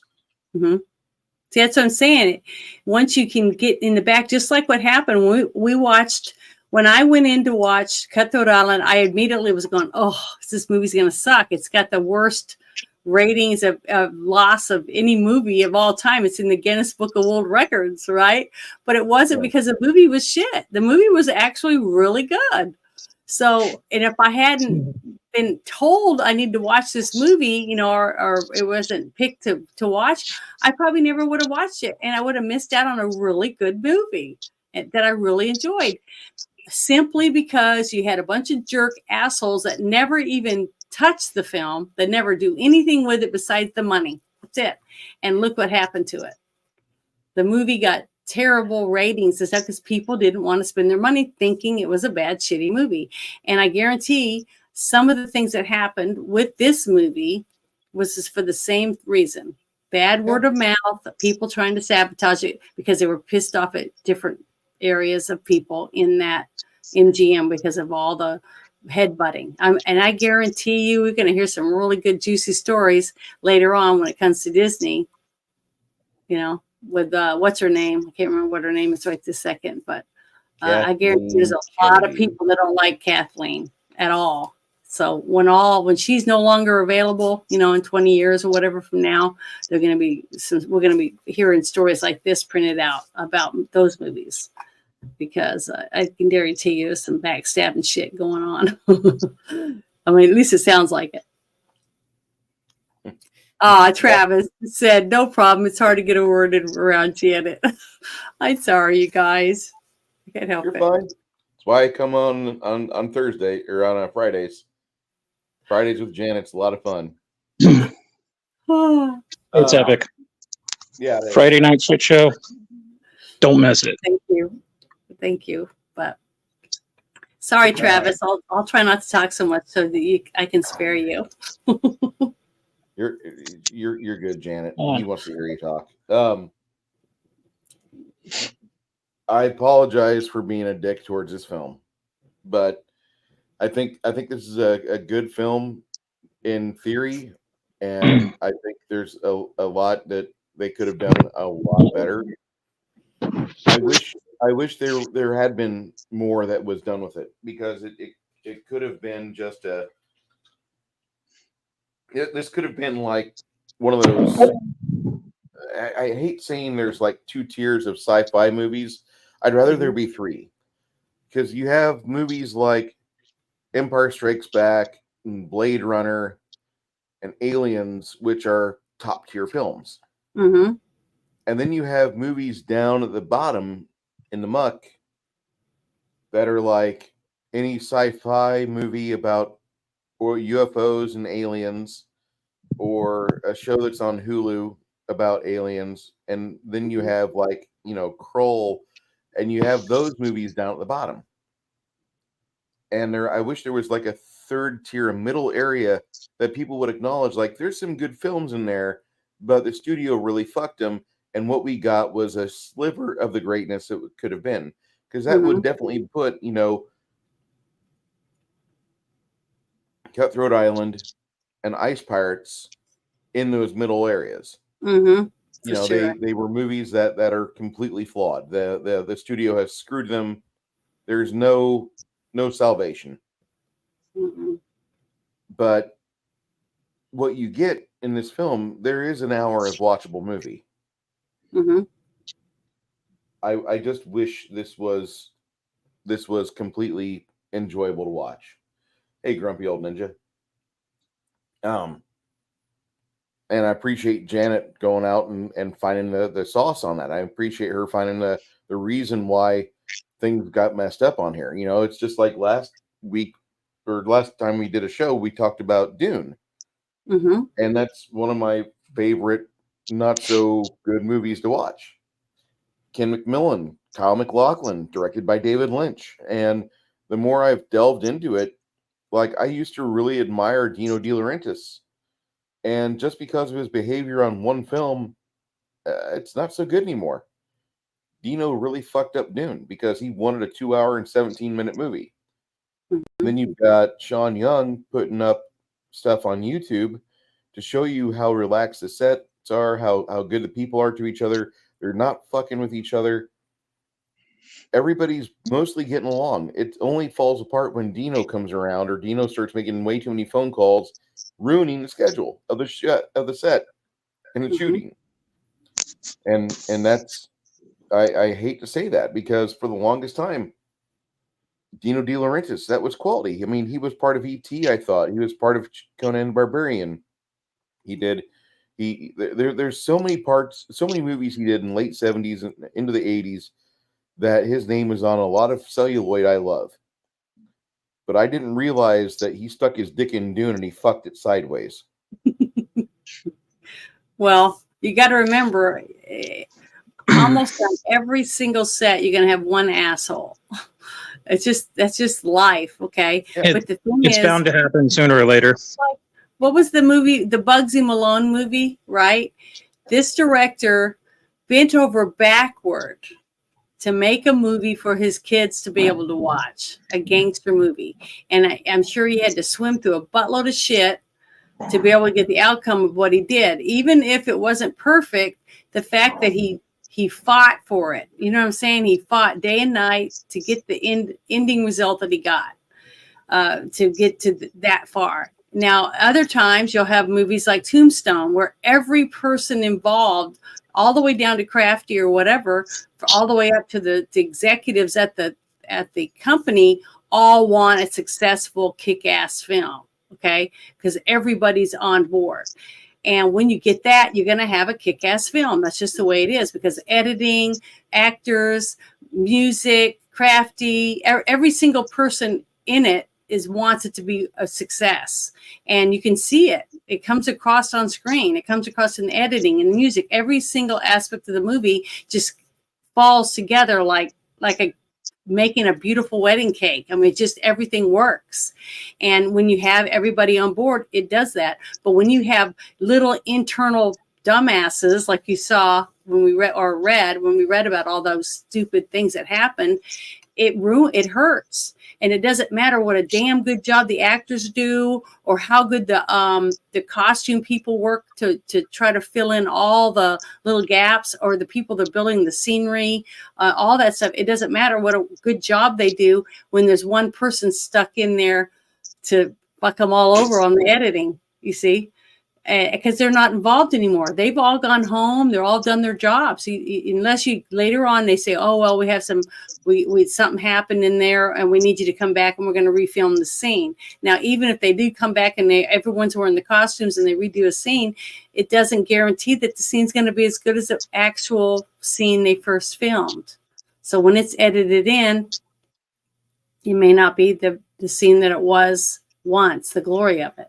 And that's the way it is. But I don't know. To me, when I see movies that you just pull at your heartstrings and you're cheering on your people in the movie, you want them to be successful and you want them to win, and the audience is all like jumping around and excited, it's because everyone's involved in it. You know what I mean? You can just see it. At least I can. At least I feel like I can feel the music is moving and the colors and the the scenes and everything just envelops you. You just become like part of the scene. You feel like you're actually there watching it. That's what a number one movie is going to do. It pulls everyone in that sits down in the seat and watches it. They all feel like they're in it. Like the Avatar, the very first Avatar that came out. Every single person that I talked to after the movie said, "Oh my God, it was breathtaking. It was great. It was this. It was action packed. It was, it was almost every single thing was positive from every single person that left." And that's what happens when you have a movie from top to bottom where everyone wants it to be good. They can all see it. They can all visualize what they want to come to life on screen. And it's sad that we don't have that. Even in that little movie that I watched with the Darkness Rising, okay, that you could see, even though it was low budget and stuff, you could see that every single person involved wanted it to be successful, and it was. The actors were funny. It was entertaining. Every single aspect, and that's not an Academy Award winner, because the Academy Award people that pick that stuff isn't going to pick something like that over this other multi-million-dollar company making it. But the people that left the movie, when you talk to them, I bet they all said, "Oh my God, it was so funny. It was so good. It was great, blah, blah, blah." And it was. So the magnitude of people that get to watch it also is what makes it a big success. So just like Rocky Horror Picture Show, people still line up to see it at the midnight movie. How many movies can you say that about? It's just whether the movie is successful or not, to me, is what the people that make the movie put into it. And to me, it seemed like most of the people that were in this movie wanted it to be a success, but you had people that were outside the realm of the actual movie were the ones trying to make sure it didn't see the light of day, basically. At least that's what I saw later when I read about it. I'm going to shut my camera off for about my camera and my microphone off for about 2 minutes because I've got food coming. I apologize. Oh, your food's being delivered? Yeah. Okay. Well, sorry guys. Sorry, Travis. You're gonna have to listen to me for a few minutes because he had to leave. Better than toilet But noises. I'm sorry, what? Better than toilet noises. Oh yeah. Well, he's going to get his food. I think he said he was getting his food delivered. But to me, I think the movie was a pretty good movie, except it had gaps in it. And I don't know if the gaps were intentional because the script was bad, or if they happened because somebody edited it that way. So, I couldn't, I can't. With all the fuckery that was going on in that process, I would say it's probably a combination of all of it. You know, they had a really good script. It had to be gutted. Then they're like, okay, what can we salvage? Well, we can't really do this because now we don't have the budget for it. Okay, let's make it a comedy. It'll be cheaper that way. And then everybody involved was like putting in their 2 cents or pulling strings to just muck up everything. Well, yeah, I don't think everyone that was involved. I think that it was like two factions. You had the director and the people close to the director, the actors, and the people that were on set, all wanting it to be well. But then when you go to the actual production company where the movie ends up, when they're finished, they had their chance to chip, snip, snip. Just like that one gentleman said that worked on the film, when he found out what they did to the ending, he was heartbroken. And all he did was he had no clue what was going on until after the product was said, done, and sent to the theaters. That fact is that so many movies that Bruce and I've watched just doing in our process of the year is the fact that we're all hyped up and we see certain scenes and we love it. And then we just wonder what happened. You know, why was the editing so bad? You know, this, that, and the other with the music, the way the music was messed up in some scenes. It was like, to me, it was bad editing. It wasn't really, the scene was bad. It was the music took you away from the scene because the way they edited it, it hurt that scene. And all of that has to flow because the music shouldn't pull you out. It should pull you in. You see, that's the difference when it's good editing. So to me, it just seemed when I first saw it, I was like, wow, that I don't understand it. Remember, I kept talking to her going, why, what happened? What happened with the space herpes? It was so funny. And then all of a sudden now we don't have anything about it. And then all of a sudden the turkey scene, it pops up again. I just thought that was the whole wasted area when everybody knew he got bit because it drew blood. That means he's got to have herpes, right? So it didn't make any sense to me, but now it does, because now that I read about it, I realized, well, it was probably sabotaged in the editing room. They took out all the snip, snip, snip. And that's why it was kind of clunky, because I said it was like, it didn't flow, wasn't smooth. Even the scene where the time warp thing, it's smooth. It's fast and clunky, and stuff's happening real fast, and then everybody's real slow. They had it all, but it was a smooth scene. It was a silhouette of a scene, like it all was made to go that way. It was a part of the storyboard, and it wasn't just clunked together. It wasn't just snipped all together and smacks together like that. It flowed, and the music flowed and everything with it. So we know that wasn't sabotaged, but some of those other little scenes just seemed like, I don't know, like it was rushed. Remember, I said that a couple times, and it seemed rushed. Well, that's because the editing was so bad in those spots to me. So little things like that, because the scene that I saw out in the desert with the vehicles, it was a elaborate scene with really good fighting, good explosions. It just had a lot of detail and stuff in it, in the camera angles, and everything was all really, really great. And then all of a sudden you got this. It's like it's like two totally different directors were making it. You know what I mean? And it didn't transition very well. That's because it was edited that way to me. Yeah. That's my point of view of it. But that's how it looked to me. Just now that I understand a lot of the things that was going on, I'm like, I think they screwed this. They screwed the pooch on this. That's what it looked like to me.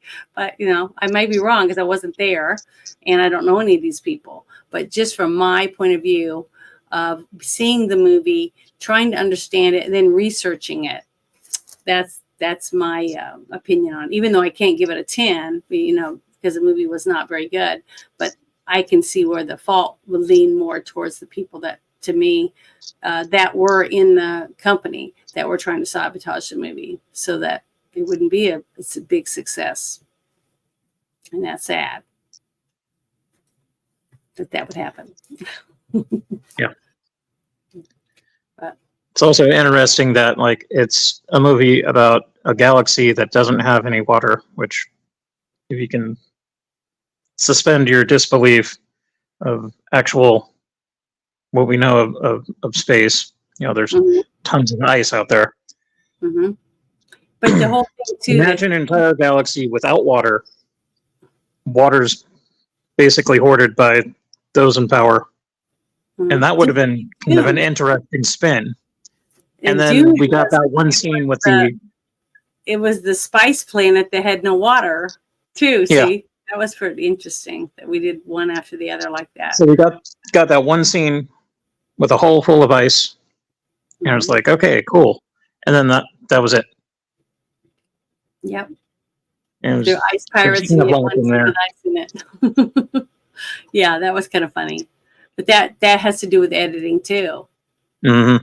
So, a lot of that has to do with editing. To me, most of the major problems could have been the way the script was written, but I don't get to see the script. All I know is that definitely the editing had a lot to do with this movie not being very good in the parts that it was bad, because it was edited very poorly, I think.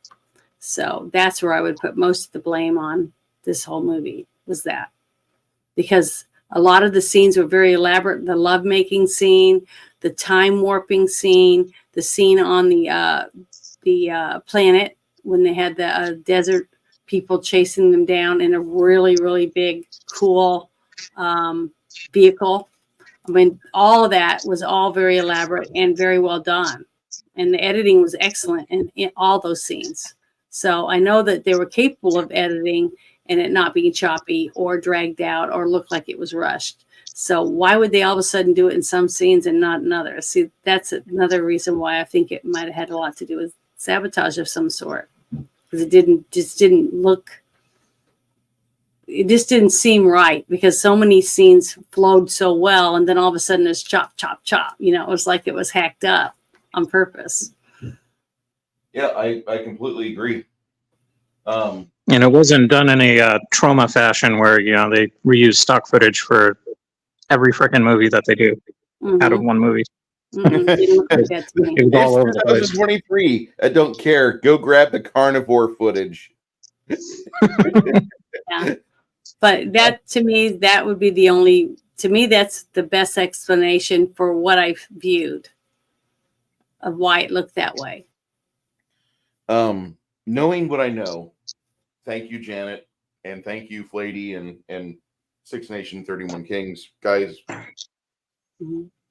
I'm going to rate this movie a 70.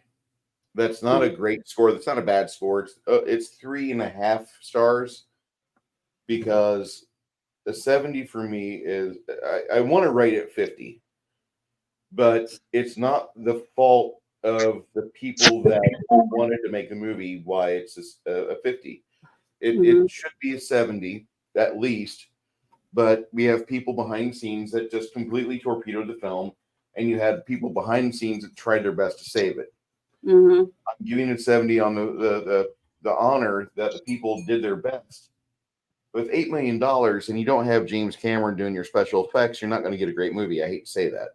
Mm-hmm. We got some great scenes. I like the scene on the planet with the Mad Max stuff. That was cool. I like love that. the scene with Robert Ulrich and Bing Crosby's daughter floating on a cloud, having a romantic time together. I thought that was Yeah. great porn without nudity. I like the robots. The robots, I know they're the butt of every joke in this film, but the robots were done really well, I thought. And I know that there's better robots in other movies, Bruce. Yes, I know. But for what these robots were, they were pretty good. And the set design of a lot of the sets, when they were allowed to use the money they were given, was nice. Shame on you, MGM, for fucking up a movie by letting a studio head steal money and steal the hard work that was supposed to go to this film. Because there's a lot of exactly this movie, what happened. You have a film that could have been a lot better, and it's been explained. And I didn't know any of this when Siskel and Ebert ravaged this movie. I remember that ravaging. By the way, they beat the shit out of it. Nothing was mentioned. They didn't mention anything about MGM just completely boning the film. Literally, this movie got fucked harder than Debbie and Debbie's does Dallas. This Yeah, was it had some problems. experience, and I feel so sorry for this. Mm-hmm. But I feel so sorry for the people that worked really hard on that. And I think this movie had so many good opportunities to be a success. But if you have a person that's high enough in the chain of command to where he can fucking torpedo your project, no matter how much love you put into it, it's going to get torpedoed, kid. In that movie. If you guys, and please, people in the chat, go ahead and throw your scores out there. Flady says, I give it a 7 for the actual film, but an 8 to an 8.5 due to family nostalgia. They built the bulky rock'em sock'em robots. Hell yeah. And I can see why you would like that, because these robots looked really cool. When I saw this movie and the robots came out, I thought of Real Steel. One of the best worst movies of 2000. I love that movie. That's a Hugh Jackman one, right? Yes, ma'am. Do what? Yes. Oh, Hugh okay. Jackman's in that. And I already know you love it because Hugh Jackman's in it. I like Evangeline Lilly in it. She's adorable. I remember when I first saw the robots in the one scenes where they were first fighting the first time when the one guy got his head knocked off. Remember that? And I said, oh, it's like Rock'em Sock'em Robots. I remember saying that while we were watching it. Exactly. And I was like, and the fact that when I thought it was kind of cool, the way the clunkiness of them, you know, even though I knew there were people in costumes, they did a really good job at acting clunky and kind of like, you know, like they had like bad gears or something, where like they would like move a couple times and then they were able to move, things like that. I just thought that was very unique. Like, kind of like the robot or the Tin Man in The Wizard of Oz. It was kind of like his way of moving and stuff is what popped in my head. But it did remind me of the game, the Rock'em Sock'em Robots game, with the clunkiness of the characters and the way that they kind of looked to me.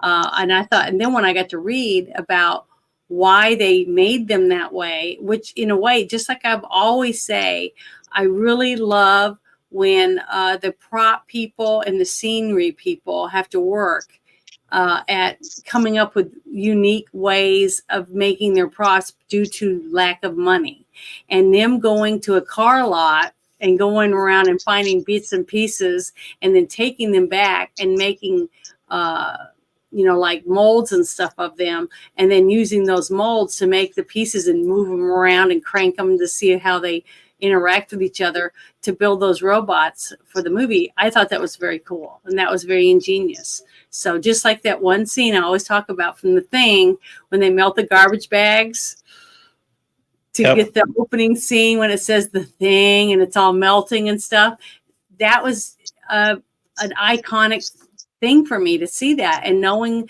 what they did, because they were trying to do it on a very low amount of money being spent, but they wanted it to look a certain way, and it was freaking awesome, so it does, them using their imagination to bring something to life is what makes it really good. And the robots were clunky and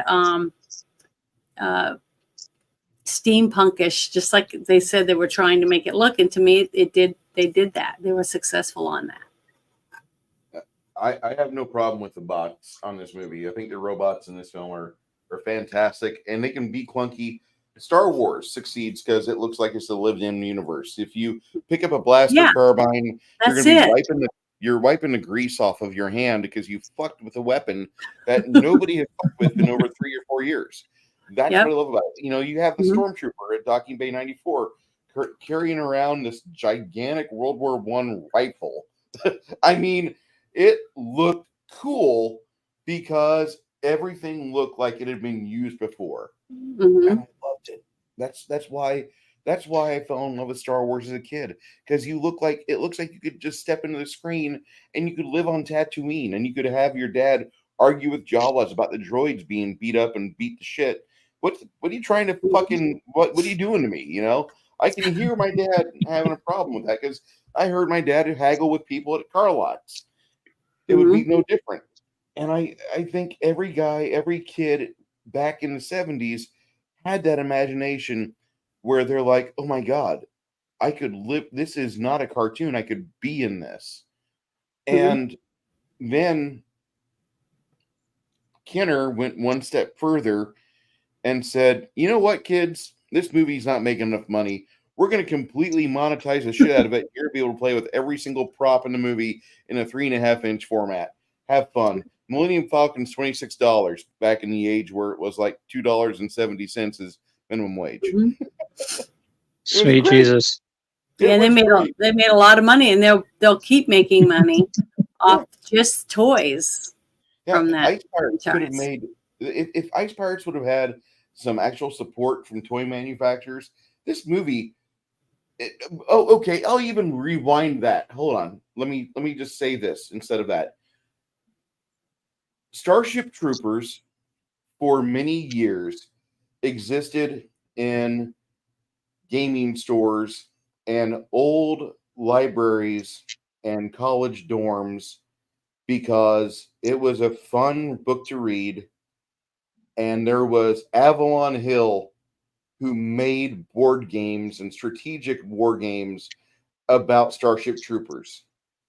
If Avalon Hill or GMT or anybody else would have gotten a hold of the license for the Ice Pirates and made stupid little figurines like this, or stupid little miniature ship combat for Ice Pirates, that movie would be thought of a little bit more today, because, okay, the movie sucked. Did you play the game? The game was fucking cool. There was 30 or 40 years where Starship Troopers was just thought of as one book and board games and war games. And it survived. It actually thrived for a lot of reasons. One, the book is great, and two, the games are fun. And the games don't ignore the skinnies like the first movie did. But if this movie would have gotten snagged, if somebody would have just said, you know what, this movie kind of is balls, but we're going to make a board game or a war game out of it, and we're going to license it. We're going to have some high quality parts. I mean, this is a WizKids figure. All right, this is made by a kid in China, and actually, it's not. It's a 3D print fig. My bad. Let me grab a WizKids fig. Really? Okay, here's another kid. Here's another one made in China. This is out of the game Descent, and this fig, I don't know the name of it, but if something like this would have been made with the Ice Pirates name on it, either in as a figurine or somebody would have made the ships for a fleet action game, it would have sold, because nerds kept Ice Pirates alive. I'm going to say this probably a lot in the future. The movies I discuss here are talked about reverently by my generation and a generation before me, and not so much the generation after me, because these movies were influential, because they managed to grab the imagination of us when we were younger, and the lessons that Star Wars and Kenner and Parker Brothers, when they did Star Wars board games, those lessons are really good, because they showed you how to monetize and how to actually make a property continue to live. How many kids played the Star Wars board game going from Hoth to Dantooine, and they said, this game kind of sucks, let's think of something else? And the kids would have an argument over an hour and a half discussion over what happens at Hoth. How many AT-ATs do they shoot down or make crash in the snow? And then when they get to Dantooine, what happens there? Those kids just had a whole movie happen in their head. Yeah. That's the joy of this. And that's one of the things that I'm going to harp on till I'm in the grave. If you guys have an idea for something and there's a way for you to make it, if there's a license that's open, if there's a product that you know you could make, and you filed off the serial numbers, and people know, hey, that's a TIE fighter. It's not. It's a bow fighter. And these bow fighters, they come in units of 6, and you can buy them for $30 or $50 a piece. And I print them out of my garage. And here's the rule set for them, and there you go. I think we're about to hit a new wave of capitalism, or a new wave of Imagineering, because people are done playing with things that the property owners don't like, the purchasers. They don't like the fan base. So if you have an idea, go ahead and live it. Go ahead and put it to use. Because I think the Ice Pirates failed on a lot of reasons, because they ignored things. They ignored the fact that Star Wars lit up toy stores and kept them open for 8 years.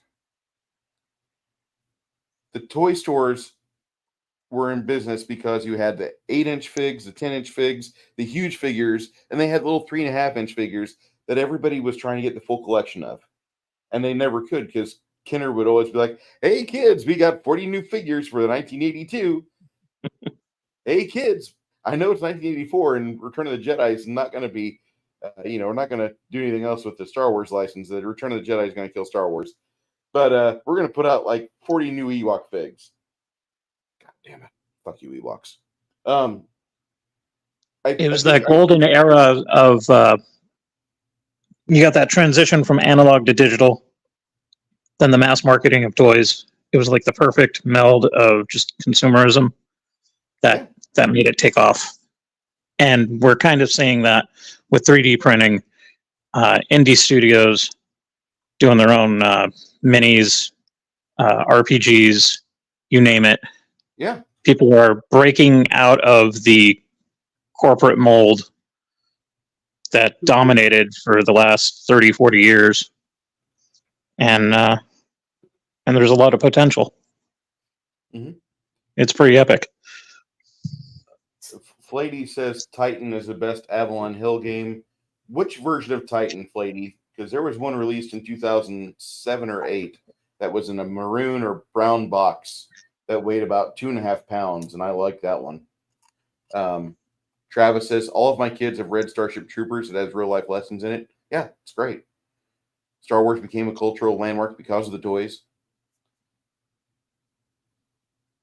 I want to make sure that everybody knows. I'm gonna put it up there. This is my what I'm saying about the movie. For some reason, I'm not able to do anything with my name on it. Everything I type has Bruce's name on it. So we'll try to figure it out. But What are we gonna do on Friday? I don't know. It's good. It's weird. It says I give this movie a solid 8 due to all the information I found out about it went on behind the scenes. I just want people to know that my score for this is an 8 because I only found minor things that I didn't like, that I didn't think went in the movie because of the storyline, like the chompers, the princess not helping the people, things like that. To me, that is what I don't like about some of the script. But the other dorky stuff is I can't blame the movie for it, because I really do believe that it was in editing, and I think it was done on purpose to edit the movie in a bad way, because some scenes were flawless. And when you have flawless scenes, it either means they had 4 or 5 different editors editing a movie, which you don't normally see, or it had somebody that was paid under the table to make sure that the editing wasn't very good. That's the only thing I could think of. So from my point of view, that's why I'm going to give it an 8. And I give it a 7.5 because of what the studio did. Basically, what Flady had said earlier, the acting was good. Sets, for the most part, were spot on. But there was so many issues with the production of it that it doesn't get anything higher. The acting, that's easily 80% out of 100. But yeah, this is one of those missed opportunities. It's kind of like a precursor to Event Horizon. Like, that could have been such an epic horror sci-fi movie, and we just won't get it because things went foobar, and then they lost the originals. So, along with the Space Harpy, we're never going to actually get the full story. No, it's sad. This movie is just fantastic for a lot of reasons. It's also a tragedy for the reasons we've discussed. I mean, if you haven't heard us gush about it so far, I'm going to talk about the cast real quick. Okay. All right, here we have Robert Urich, one of the better just everyman in Hollywood for the 80s. I think he really did well with Spencer for Hire. He did great. Mary Crosby, I don't know what other movies she did, but she was good in this. She just didn't really push the script. She didn't like, do I really want to do that? She didn't ask any questions. She read the lines. She did good. Angelica Houston, she tried her best to make herself the badass character. She cuts a guy's head off in this movie. And she wore her costumes very well. Yeah, she did her costumes well. She actually pulls off like a really hot 30-something, young 30-something in this movie. And she does really good. I've never seen her look like that. She was amazingly beautiful. Which Fishnets will do that too. The movie Choke that she's in, if you ever see the movie called Choke, that's another movie where she's at, and that is a very dark movie. Don't watch it if you're in a dark spot. I'll just say that. But she does really good with that, and she sells it well. Michael D. Roberts, for him, for what little Roscoe does in this movie, he does a convincing part. He tries his best.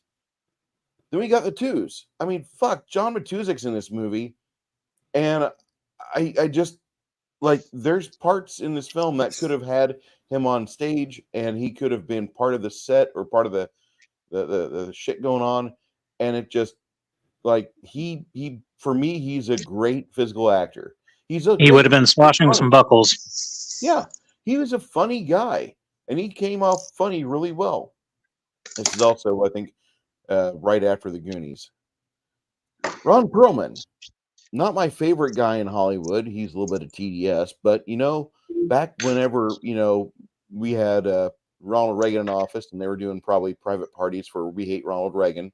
I'm sure this little faggot was involved with that, but he's doing his thing, and in this movie he does fairly well. And he played a pretty convincing character. You're in a B movie about pirates that steal ice. Okay. And he does well. The top six is great. This is a great cast. John Carradine. Wasn't he the guy that was in the bed, the dying man? Yeah. I believe so. Mm-hmm. With what he was given, he sold it. He sold it well. Natalie Hoare, she was your maid. She did a good job as the actress. I just hated her costume. Zorn. I liked Zorn. I thought Zorn was fun. This is a stupid. He was a good asshole. Yes, he did a great job. And then Bruce. How can I not like this guy? His name's Bruce. He plays Wyndon, and Wyndon was a dick. The head. And I love how they did the head scenes, because you can tell like we're just filming from this point up and just get the prop to where it looks like he's holding the head up by the hair. That was great. And then you have Marcia. She played the frog lady, which that was funny. I thought it was good. She did a great job. She was very believable for her part. I mean, there's minor quibbles I've got about this film, but what we were given and what could have been are hundreds of yards apart. And I really wish we had gotten the movie that we were promised, because this could have been fun. And if they would have just gone a little bit further and said, Avalon Hill, will you tell us what type of game or war game you could make out of this license? They could have kept this movie alive a little longer. This movie probably wouldn't have made a board game like Dune, which is now Imperious Rex, I believe. But Dune is a very good board game.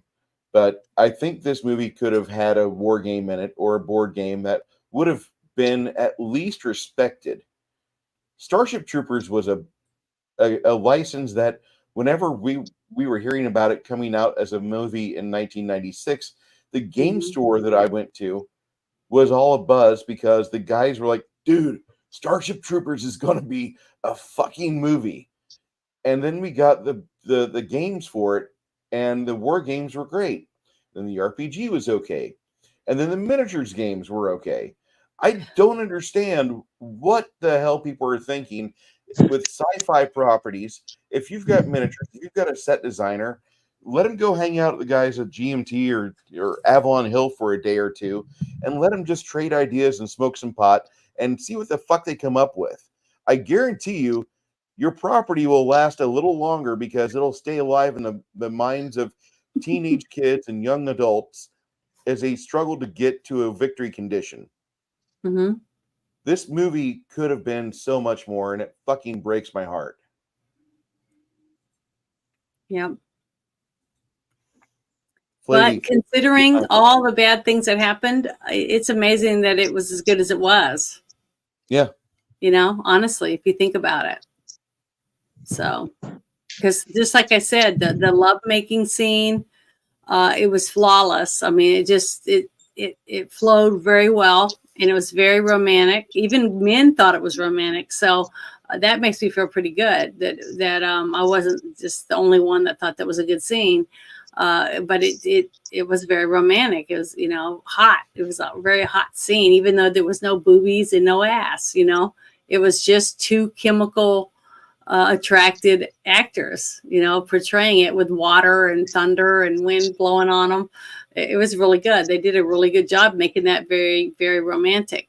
And then the other scene out on the planet, it was just, everything flowed really well. So it's just sad that for whatever reason they took away from the other scenes and made it like it was rushed. They made it look like the scenes were rushed, and they didn't flow like some of the other scenes did that flowed very well. I thought it was sad to me, just like you said, sad to not be able to see what the director's vision was, or why he was so upset when he saw the ending scene that was cut and gone that he had filmed.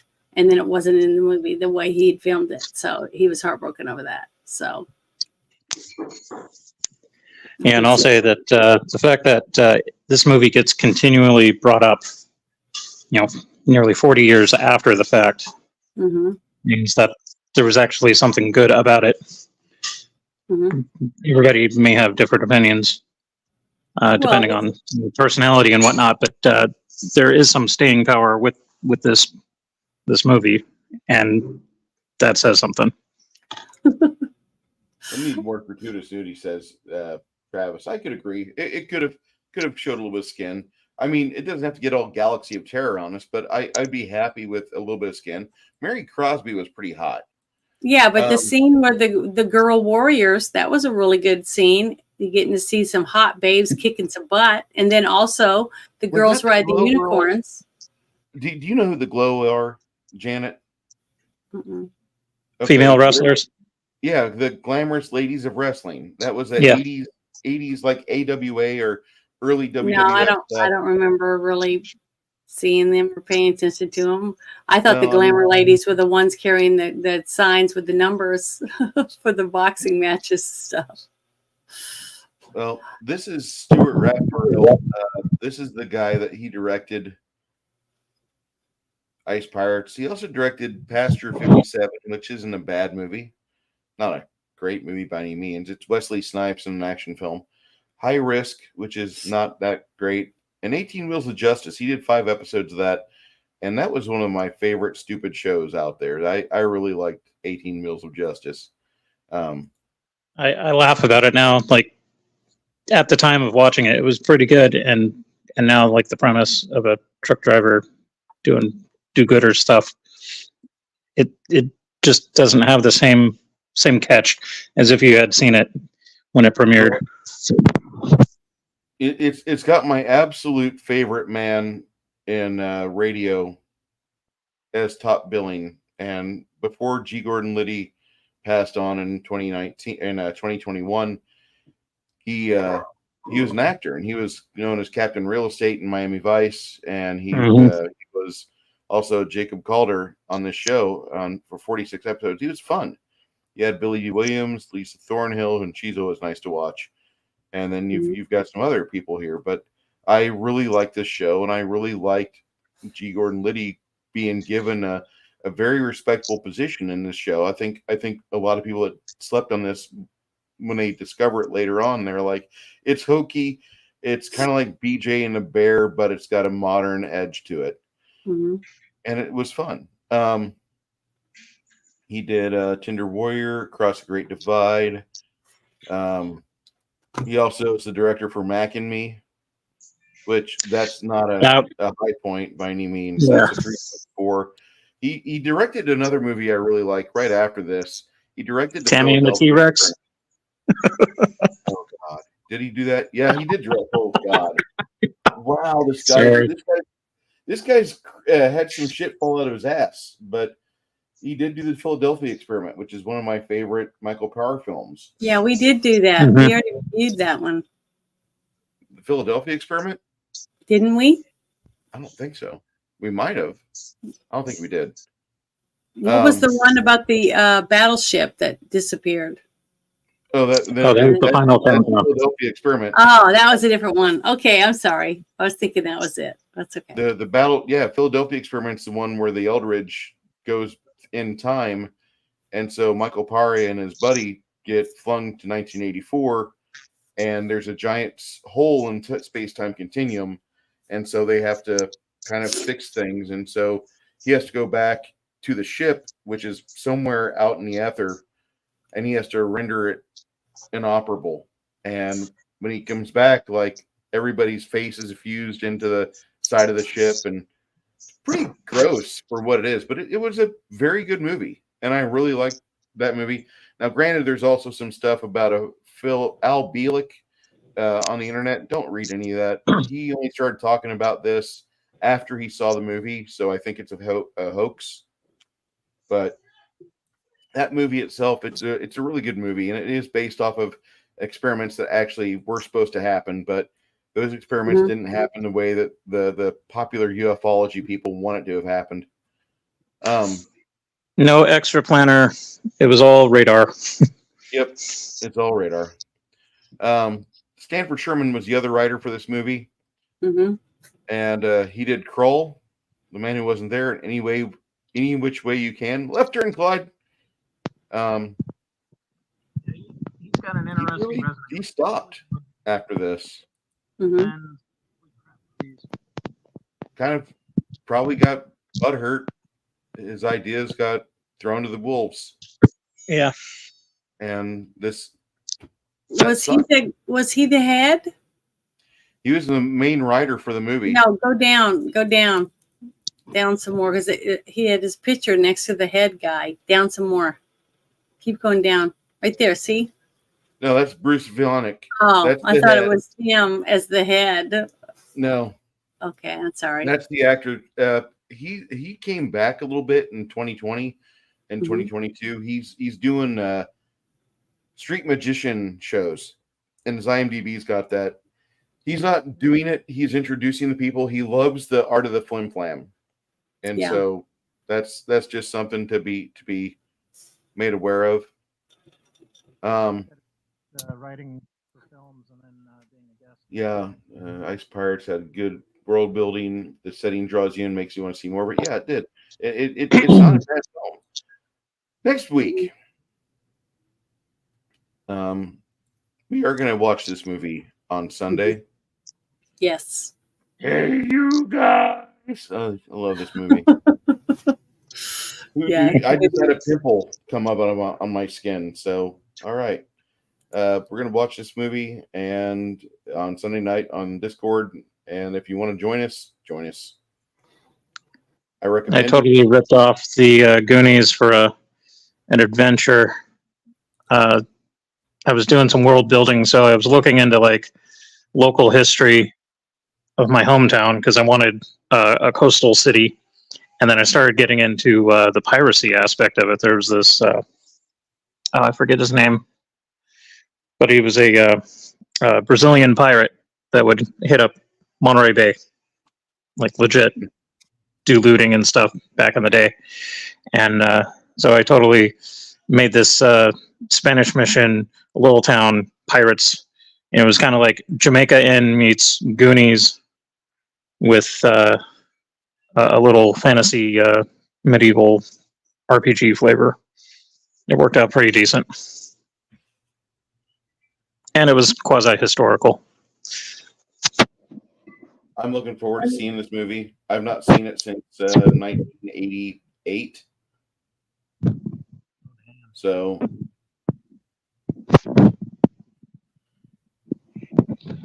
Yeah, I'm kind of excited about getting to watch it again.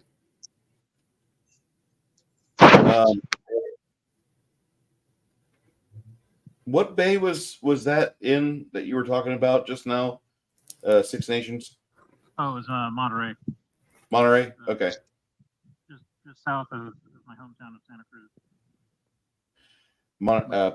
Please, we are pro streamers, but occasionally the equipment will not allow us to do the things we want. You're kind of quieted at the moment. Okay. I didn't mute you. There you go. Okay. Okay. I had to relocate the microphone. So it was located in Monterey Bay, which was south of my hometown, which happens to be Santa Cruz, aka Santa Carla.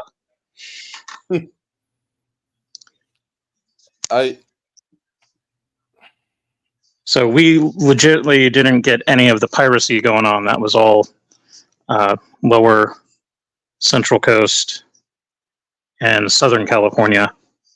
Hmm. But it was interesting to read about how there was an actual pirate just kind of fed up with the Navy, does his pirate thing, loots lower California, and then goes back to South America, fights a couple of battles, and then it was just That's like, it. oh, wow, that's cool. Pirates. Awesome. Stealing that.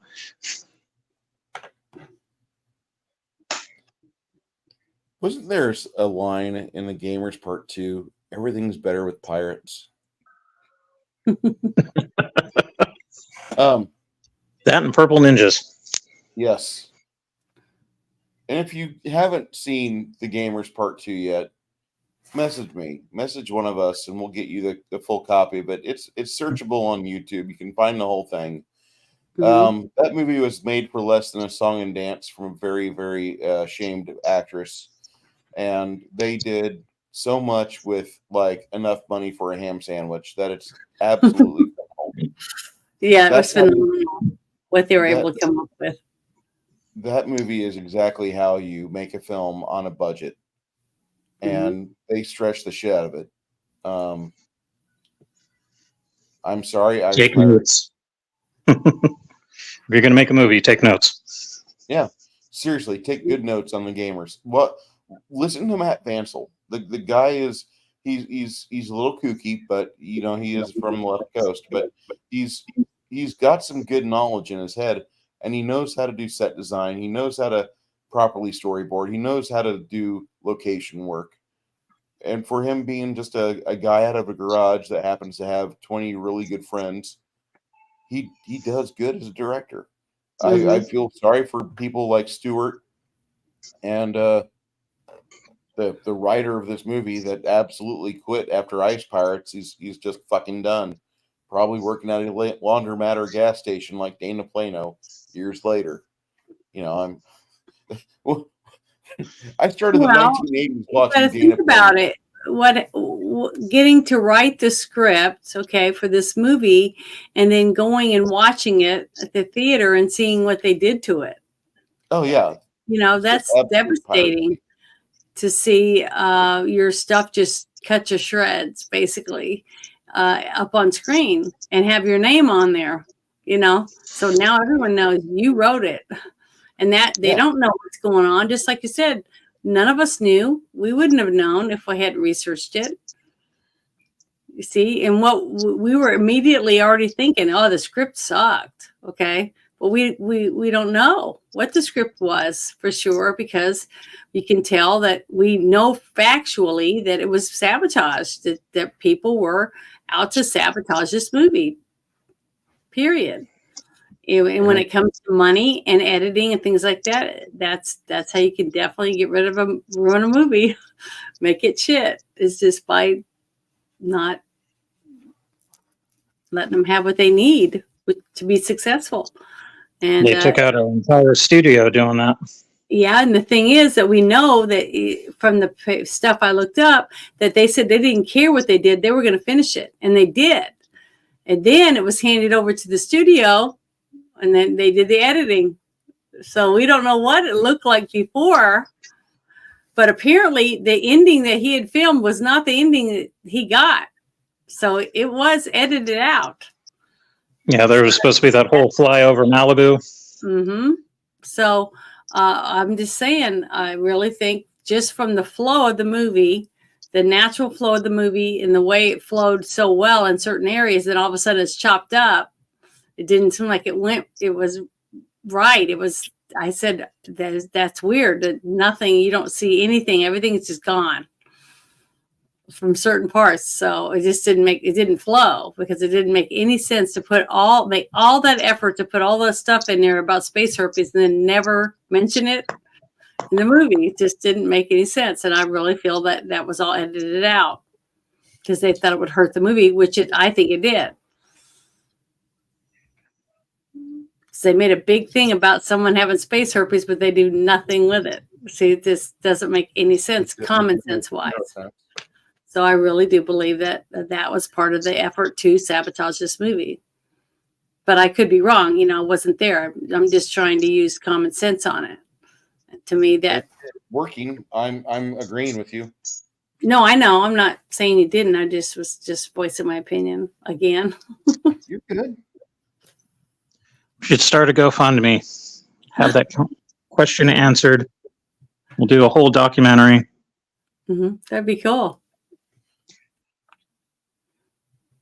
I could actually see that GFO or GFM actually getting fully funded, because there's a lot of people I know, when you mention this movie, they kind of brighten up. But wait, you're talking about Ice Pirates? Yeah.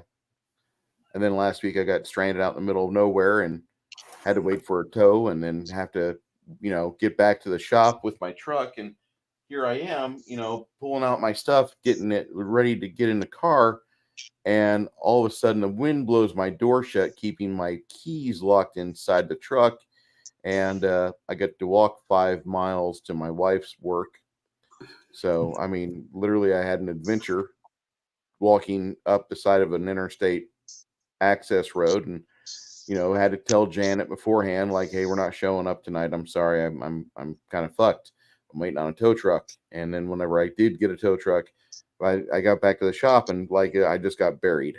Like, I could not, there was no way for me to get in front of a camera. Yeah. And I was ready to talk about it. And instead I have to walk 5.5 miles in work boots, which are not meant to be walked in 5.5 miles. So that little, let me show you what I did last week. This little thing right here. This is my You may laugh, but those things are awesome. Yeah, go ahead and laugh, kids.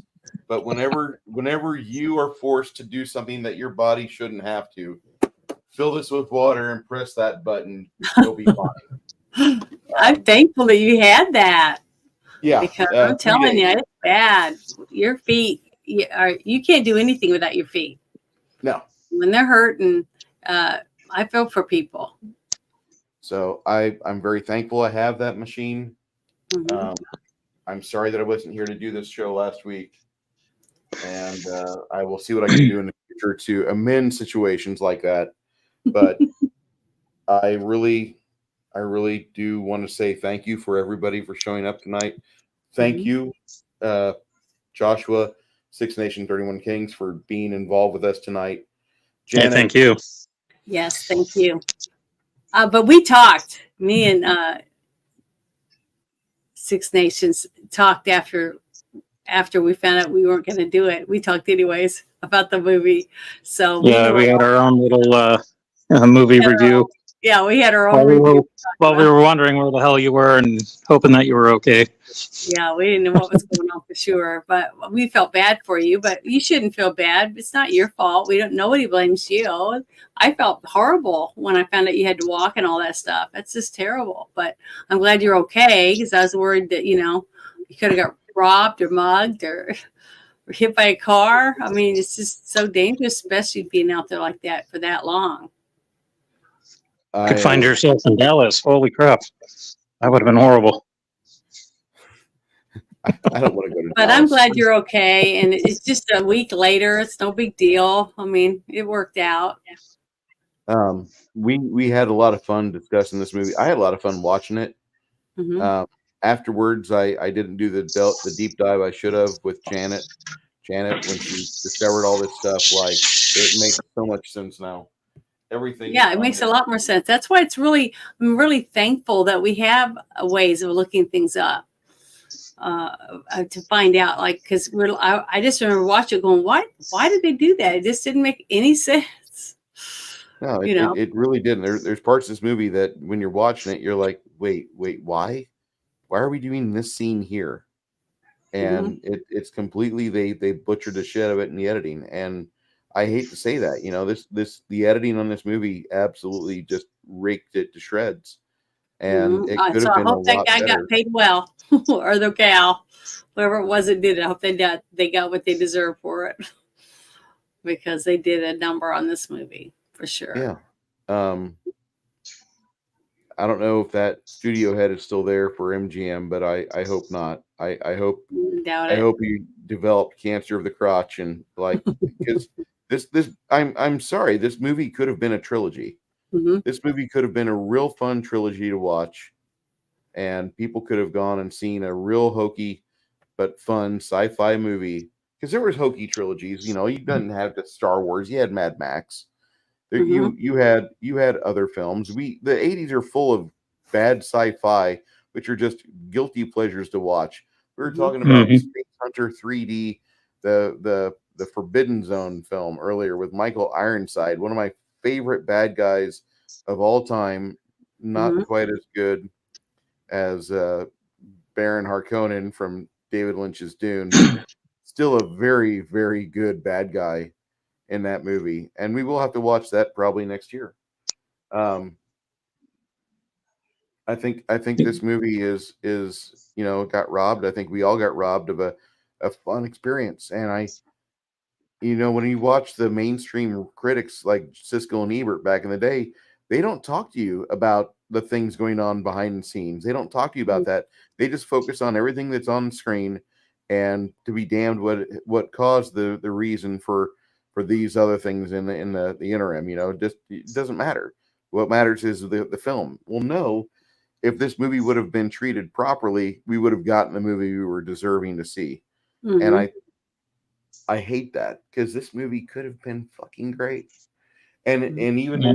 if this movie isn't great, they still could have gone to Avalon Hill or some other noted war game or board game designer and been like, give us a Starship Troopers treatment.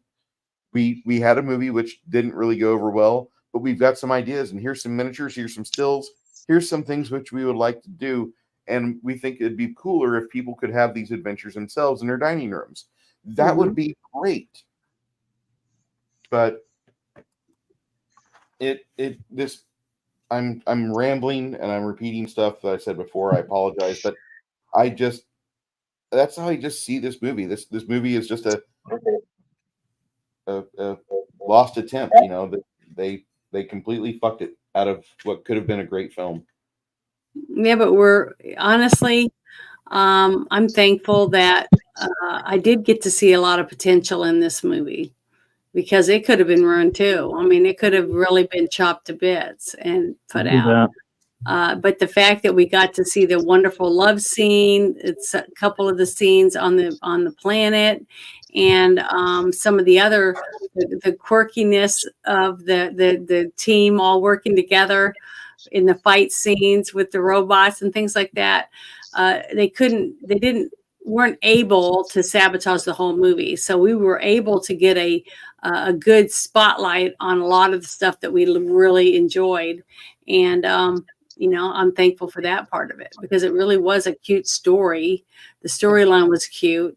It's just that it just goes to show you, just like I said many times, that it's really sad how much power a person editing a movie has. You know what I mean? Because you can't fix it afterward. Once it's all chopped up and those pieces are gone, you can't put it back together. So, they have a lot of power. And when you start doing a deep dive into why, and you start learning more about the inner workings of Hollywood and movie production in general, gives you a greater appreciation for the movies that you see. Because like, you see the final product, and it could be good or bad, whatever the experience is. But to get that extra depth, like for example, Aliens, relatively same Time frame type of sci-fi. A couple of years later, you got James Remar as Hicks, and if it wasn't for that screw up with some pot or whatever in Britain, it wasn't pot, my friend. That was. I'm just saying that. Yeah. We want to get Michael Biehn. I'm trying Michael Biehn. Yeah. So, like, what would that movie be like with James Remar? Like, we get one scene with him where they're going through the walking away. You have to look you, have you to see look his at arm James Remar. and the back of him, and Yeah. that's pretty much it. So it would be interesting to see what that alternate universe Hicks would be like, and how that movie would have played out. Yeah. But then we got this excellent sci-fi action flick that everybody's quoted. We've even made Doom wads out of it, and other video games, board games, you name it. Mm-hmm. 2 franchises merged because of that. So Yeah. yeah, it's a trip. And I just don't see the movie being as good as James Remar. I love James Remar. He's in The Warriors. He's in another film which Janet needs to watch called Band of the Hand. We'll be doing that. later Oh next god, year. that is an excellent movie. Yeah, I Watch it. love the Warriors. the Warriors is great. Yeah, Band of the that Hand is. was one of the movies I picked. I really love that movie. But James Remar is in these movies, and he plays a very good dick in these movies. Mm-hmm. Seeing him play Hicks and having him have to be nice to Miss I Hate Guns Sigourney Weaver, Yeah. I would watch that with glee because he has to be nice to her on film, and you would be watching his eyes. You'd be zooming in, and we were going. You can almost hear the internal scream. Yeah, Yeah. he would be going ape shit, wanting to just tear her head off. And it's really weird because Sigourney Weaver she has no problem with violence in movies, but she hated firearms, and so Alien 3, one of the fucking stipulations we got was no guns. Totally, That's why they sucked. that's one of the big reasons why that movie sucks so much balls. They used weapons in the other Alien movies. What, she changed her mind after that? Well, she was now a fucking award-winning actress. Oh, so She now had she can say that. power. Let it rain from the sky. And so she dictated that this movie, Alien 3, would not have guns in it. Because Galaxy Quest had guns in it. Wasn't she older than that? She's older than that. But she let them have guns in that one.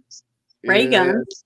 She's not the lead, first off. And secondly, it's Galaxy Quest, which is a home movie gone good that loved Star Trek. And it's probably the greatest Star Trek movie of all time. But yeah, I don't want to get into that conversation. But I just got to say that Sigourney Weaver did not have the gravitas that she had in 1992. Yeah, I think Tim Allen outvoted her on that one anyways. Yeah, Tim Allen and Alan Rickman both. Alan Rickman, even though he was a Brit, he saw the value of firearms in stories and movies and necessity of tools. So you're going to have them. But like, seriously, Sigourney Weaver fucked up Alien 3, and then watching her have to act with James Remar, who loves playing a dick with a gun, it would have been classic. It wouldn't have been as good, but it would have been classic because he'd be shooting daggers at her every scene he has to be on screen with her. God, that would have been great. I'm sorry, guys. I just ruined the Alien movie. Okay. Everybody's seen it, I think. What? I think everyone's seen it. Aliens? I hope so. We covered that movie last year, right? I don't think so. We haven't done Aliens yet. Yeah. Politics aside, Sigourney Weaver, she's been in a bunch of decent movies, but she does more drama better than trying to be the action hero or whatever. Avatar, she wasn't in. She was in that, and they had weapons. Yeah, but she was really selling that hippie bullshit in that movie. Like Death and the Maiden. Go ahead. That was probably one of her better movies, and that was I want to say 96 or something when that came out. I might be wrong. What movie? Death and the Maiden.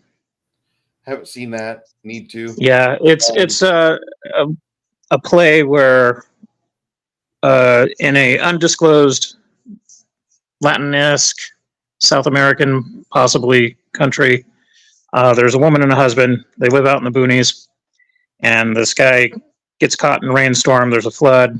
Roads are all chewed up. He makes it to their house, and then it unfolds that he may be a political tyrant that had tortured her and did some no-no things to the song "Death and the Maiden," and it was a really cool, intense drama, and I liked it. But yeah, her politics are shit, in my opinion. But she is a good actress. My favorite role that she ever did is not Aliens, although that's in the top 5. It's a movie we watched last night in Discord. Yes. Cabin in the Woods. And Oh, that's the one with the giants that live that are sleeping underground. yeah, The Elder Gods. I have seen that one. Okay. I didn't think I'd seen it before. I love that movie. That's one of my favorite guilty pleasure films. It's a good movie, but for me it's a guilty pleasure film because I've watched it probably over 20 times in the past 10 years.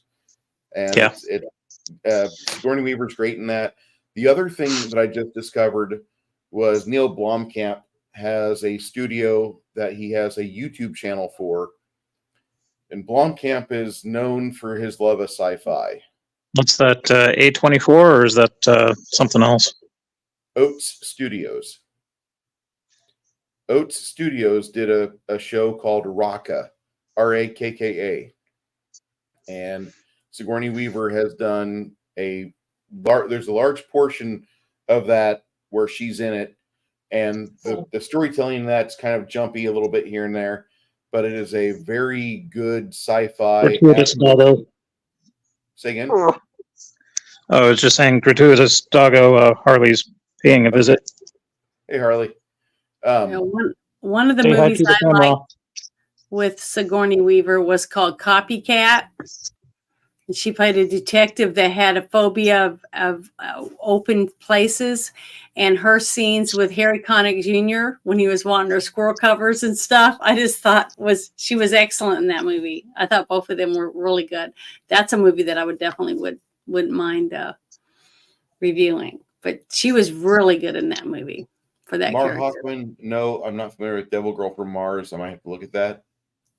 I like good movies and I love schlock movies. I'll just say that. Like if it's on the best of the worst for Red Letter Media, there's a chance I've seen it. I'll check out Mr. Frost with Jeff Goldblum. I like Jeff Goldblum. He was one of the many men who I haven't seen that in years. I liked him in The Fly. I thought he was really good.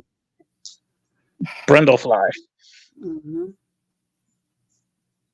Okay. So we are going to shut the stream down and bid you in the chat an adieu for the night. Thank you for joining us. I keep wandering further away in my conversation away from Ice Pirates, and I love it.